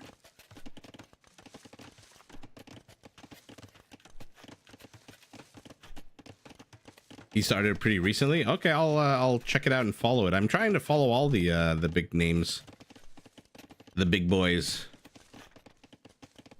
The snakelet. Can you imagine? He's like, "No, Dad, I'm not into Age of Empires. I want to play soccer. I want to play baseball." And like the Viper just like loses his mind and goes, "No, you are no son of mine. I disown you. How dare you want to play sports?" Although, to be fair, if he plays Age of Empires, will be the first 3-generation family of Age of Empires, which is pretty freaking cool. Or worse, StarCraft. Thank you, Sumia. Eric, I'm glad I could pull out a haha. Can you imagine? No son of mine is going outdoors and playing sports. Get your ass into that chair. Turn on the fluorescent light. Don't move for 12 hours and play video games, or I'll strap you with my belt. The old Botkin crossbow combo here for our Gurjara. Our Armenian, the infantry civilization with all the infantry units available ahead of time, is going skirmishers and archers himself. Kill count is 1 apiece. Let's see what Andy can do here with his 1.5 or so advantage in Castle Age. No, not Viper's grandfather. Viper's father, I think, used to be involved in the AoE zone, which is where people like me, the old farts, used to play Age of Empires back in the early 2000s, late 99s.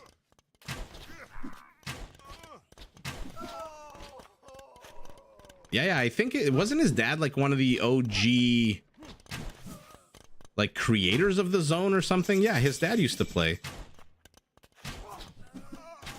Has there been a French drush this tournament? You mean the Franks? I actually haven't seen the Franks at all. And ouchie, ouchie, ouchie. All of the crossbows die.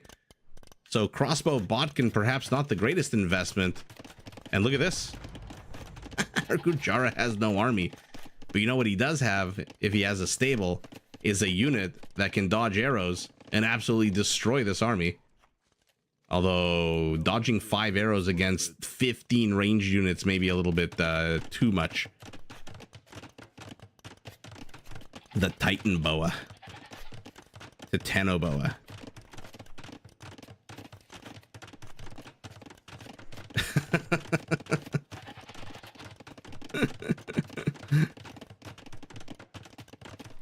Oh, web surfer, I have no clue. Catherine, that's funny.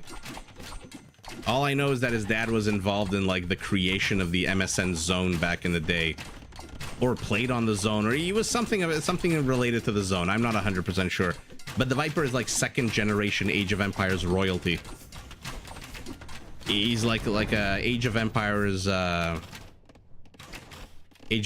Rothschild, Rockefeller.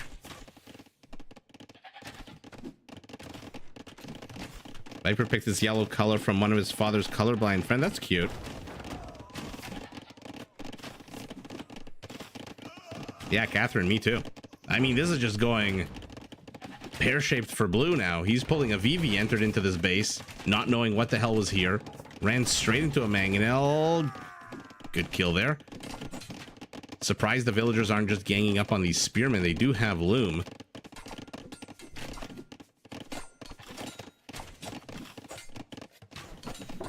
Oh, yeah. Oh, that's what you mean by French drush. Okay, God, I thought you meant like the Franks. Needless, no, just like here and there, watching live streams, listening to people talk, Reddit posts, Twitter. Of course, everything I say is like secondhand, right? So take it all with a grain of salt. Oh my God, where is Doc? Where the hell is Doc? Because we are seeing cavalry archers out of our Armenian. Although I think Doc, you said our Andy would go cav archers. But it is in fact our Armenian who's gone up to 8 of them, and he's penetrated the base. He ran them through the town center. Didn't care, took a little bit of HP. And he is, but now he's facing off against a mangonel. Will he see? Mangonel, first shot, atrocious.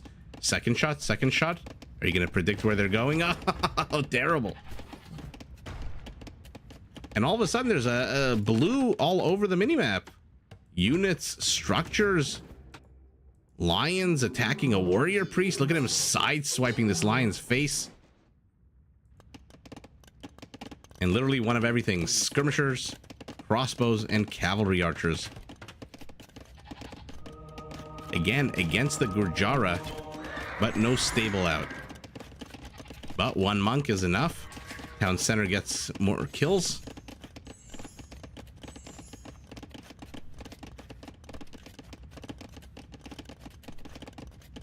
You think Andy's in a bad spot? He's ahead 16 villagers.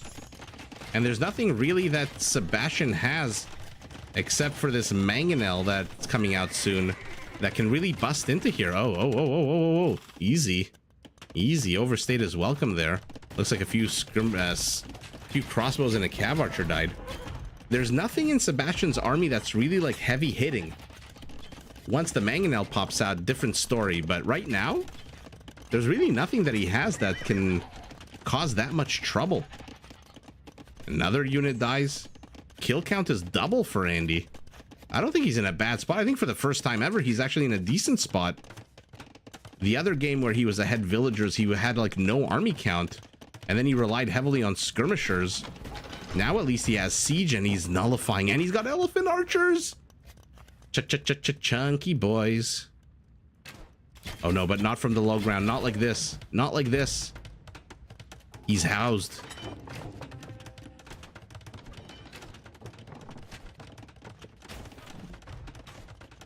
Yeah, Sebastian definitely has map control. But it's not very strong map control. Right? I mean, 2 patches of gold, stone exposed. Plenty of gold still up for grabs. No castles. Yeah.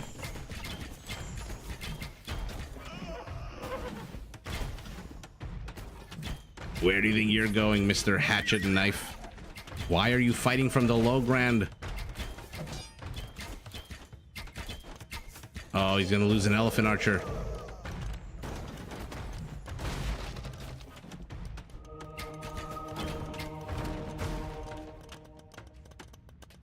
Okay, Sebastian is chasing this.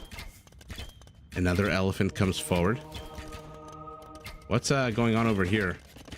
Yeah, I mean, like, this is 4 army count. That's not really doing anything, right? So like I said, Sebastian has map control, but it's tenuous. It's not exactly like super duper strong map control. The problem for Andy is he's going elephant archers, which are not cheap. The good news is he's ahead 22 villagers.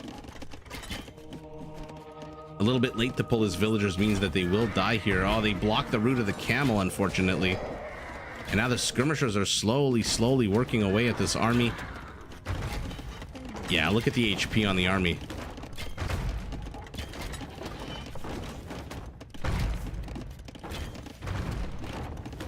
Looks like Andy is planning on dropping soon. Yeah, 1,000 stone.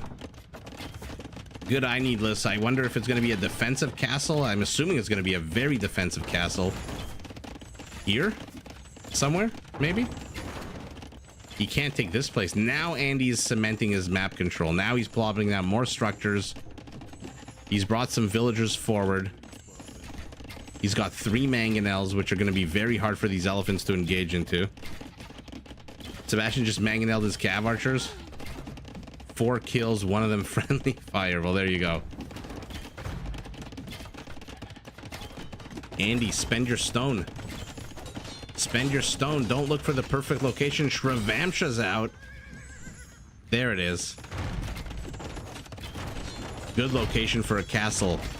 But you're gonna need more than 4 villagers. Come on, pull some from food. Shrevamshas are ridiculously expensive. They cost 70 food. You really need Kshatriyas as the Gurjaras if you're planning on going Shrevamshas. That being said, once they close, even with their base 8 attack, oh, they're going after the mangonels.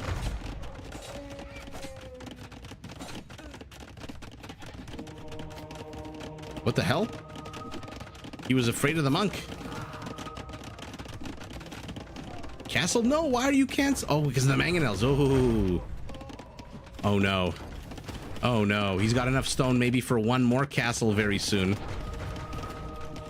Okay, we'll be able to shoo this away. Shitty attacks from Sebastian there. Bring your villagers, bring your villagers. Come on. Do it. Holy shit, the Shrevamshas are lightning fast. And they close on the skirmishers. Double whammy. They dodge projectiles and the skirmishers' minimum range. And the castle is up. Garrison the villagers. But we've got, oh my god, we've got composite bowmen. That being said, our Armenian has a castle on the higher ground, and in 2.5 minutes is going to have Trebs. Andy again. What do? Do we sell our stone now? It's desperation times.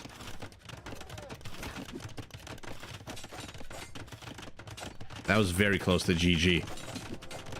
Another Armenian castle denies the goal, the stone. No. Oh, goodness gracious. Low ground castle. He doesn't know what we know, that Sebastian is heading up to Imperial. He must be looking at the scores, Andy, and saying, hey, wait a second. I'm doing pretty well. I'm only 300 points, 200 points behind my opponent.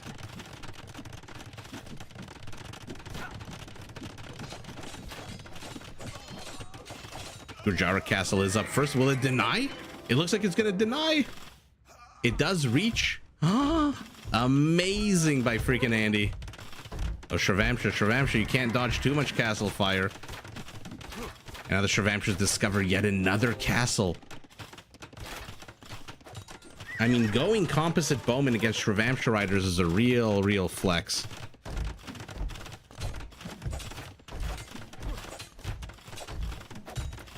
It certainly might be one of those GG Imperial Age kind of things, but look at this. He's walled off the castle. And what sucks for Sebastian is if he cancels this castle, he only gets 8% of his stone back. So he gets, what, 50 stone? That is so sour. Castle is under attack. Composite bowmen are not late shy. They do not ignore the armor of siege units. Yeah, assume ya. Dum. Or will he? Andy's still ahead villagers. He's down half the army count, but doesn't really matter when it's halberdiers and skirmishers. This castle looks like it is going to fall. This castle is still born, and the elephants are just running amok here. Not much to help defend this. Do I see chakram throwers? Hell yeah. They're not going to do any bonus damage against these archers, though. Now the elephants are going to pivot over here. Oh my god, he's trying to finish the castle. 95%. It stops at 95%. Sebastian thought that he could sneak in some villagers. Instead, those villagers die. Look at the kills now. Andy is ahead 30 kills, 10 villager kills. What a all of a sudden nail-biting situation happening here. And he cancels the castle, gets back almost no stone. 4% is the stone he gets back.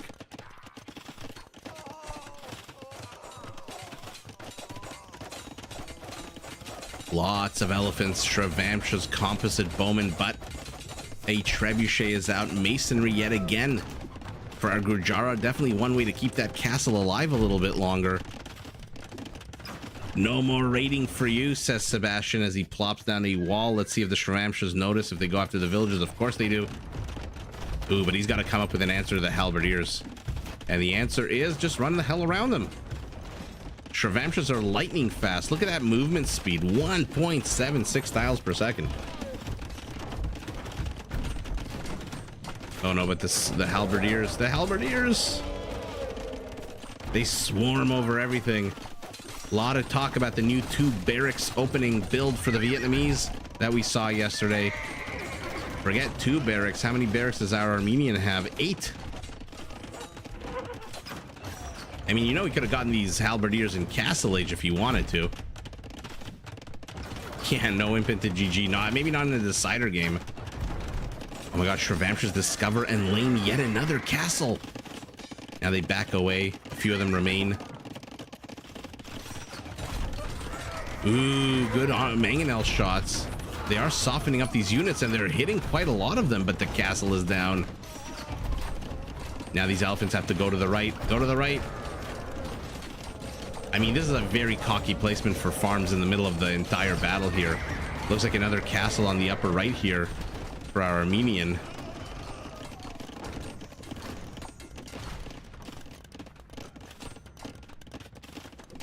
And our halbs are chasing, but chasing into a town center. And freaking Andy is heading up to Imperial.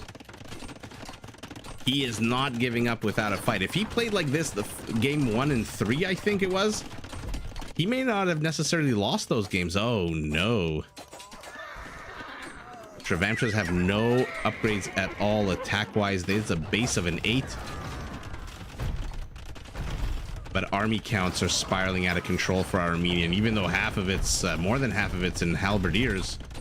With only forging, there are now 5 high ground trebs here. The castle, Dunzo, no more stone for our Gurjara, who 15 minutes ago had 1,000 stone. Halberdier still running amok. 1 kill for you, 3 kills for you. And now there's enough trebs to one-shot these buildings. Elite composite bowman, one of the biggest wastes of money in the entire game. I am not a fan of that upgrade. I think it basically just adds 5 HP and does one other little thing. It doesn't improve your attack, doesn't improve the attack speed. Yeah, 5 HP and 1 melee armor. Waste of money. But all of a sudden, where's the military industrial complex for our Gurjara? 3 archery ranges, 1 barracks. Did his state? No, he's got 1 stable here. 3 stables, 2 siege workshops, and a whole bunch of skirmishers. Not bad. He hits Imperial, thumb ring, bracer, chemistry. And look at it, there's Feriders. We're gonna get to see 100 HP champions. Very exciting times. Look, I love this out of Sebastian, placing the forward infrastructure, beginning to train what right now are long swordsmen, soon to be 2-handed swordsmen. Our Gurjara is safe. The skirmishers will kill the halberdiers, and I believe he should see the barracks behind the treb, right? Oh, he doesn't. He doesn't know that he's about to get overwhelmed. Okay, maybe now he knows. 90 HP in 55 seconds, gonna be a 100 HP champion, and this is starting to look very bad for our Gurjara. This might be GG. If he had a castle, maybe chakrams could be thrown into the mix here. Why are they not attacking the villagers? Yeah, Sebastian is going straight up the middle into the guts of the base, and he sweeps it. Pardon me, not even time for the 100 HP champions, but I think he saw this and realized, hey, you know what, this is going to be in a few seconds. 100 HP champion. Meanwhile, his Shravamshas have no attack upgrades. They're still base of an 8, which is not great. So this was a fantastic move against the Armenian opening, but against the Armenian closing, not that great. Halberdiers, composite bowmen, elite skirmishers, peak APM middle, peak APM right at the beginning. I love that we saw elephant archers, though, and the wow, the economy's about 12,000 apart, about 20% bigger economy. All 6 relics for the Armenians, because remember, their first fortified church gives them a free relic. So all 5 relics on the map, plus another one, 3,500 extra gold. There's your champion switch, basically. 2 conversions, 25 buildings destroyed to 4. And let's take a look at the total kill count. Yeah, at the end of the day, Andy just killed 15 fewer villagers, but on the whole, killed about 60 more units, which is not hard when your opponent is throwing skirmishers and halberdiers at you. Yeah, holy sweep. Damn, that was a fantastic set as well, even though it was a sweep. If Andy fought like this every time and didn't just GG in a few of those games, like I said, maybe he could have taken a point or 2 off of Sebastian, but Sebastian looking to be in fine form right now. Look, this is now map control. This is absolutely what he had before was kind of map control with a little M and a little P. This is like all caps map control. He has got all the gold, all the stone. I guess it's the second patch is mined out, but there we go. What a fun set. And with that, here at midnight, I think I'm going to call it an evening. Everybody, thank you so much for joining. And thank you for chatting and participating, new faces and old. I really do appreciate it. And yeah, see you hopefully tomorrow for some more fun. Maybe Rage Forest, maybe SAX Cup if it still keeps going. But in any event, thank you so much, everybody. And for my Hispanohablantes, hasta la próxima. And I'll see everyone in the next one. Take care, everyone. Madhouse, thank you for the compliment. Thank you for chatting. Thank you, Emina. Dude, nice to see you as well. Atlas, Needless, Kato, Carlos, Doc, Catherine, everybody, thank you so much. Dagul, Nacho as well, Needless. Oh my goodness. Thank you so much, everybody. And I'll catch you in the next one. Like I said, hopefully tomorrow, but definitely very soon. Take care, everybody.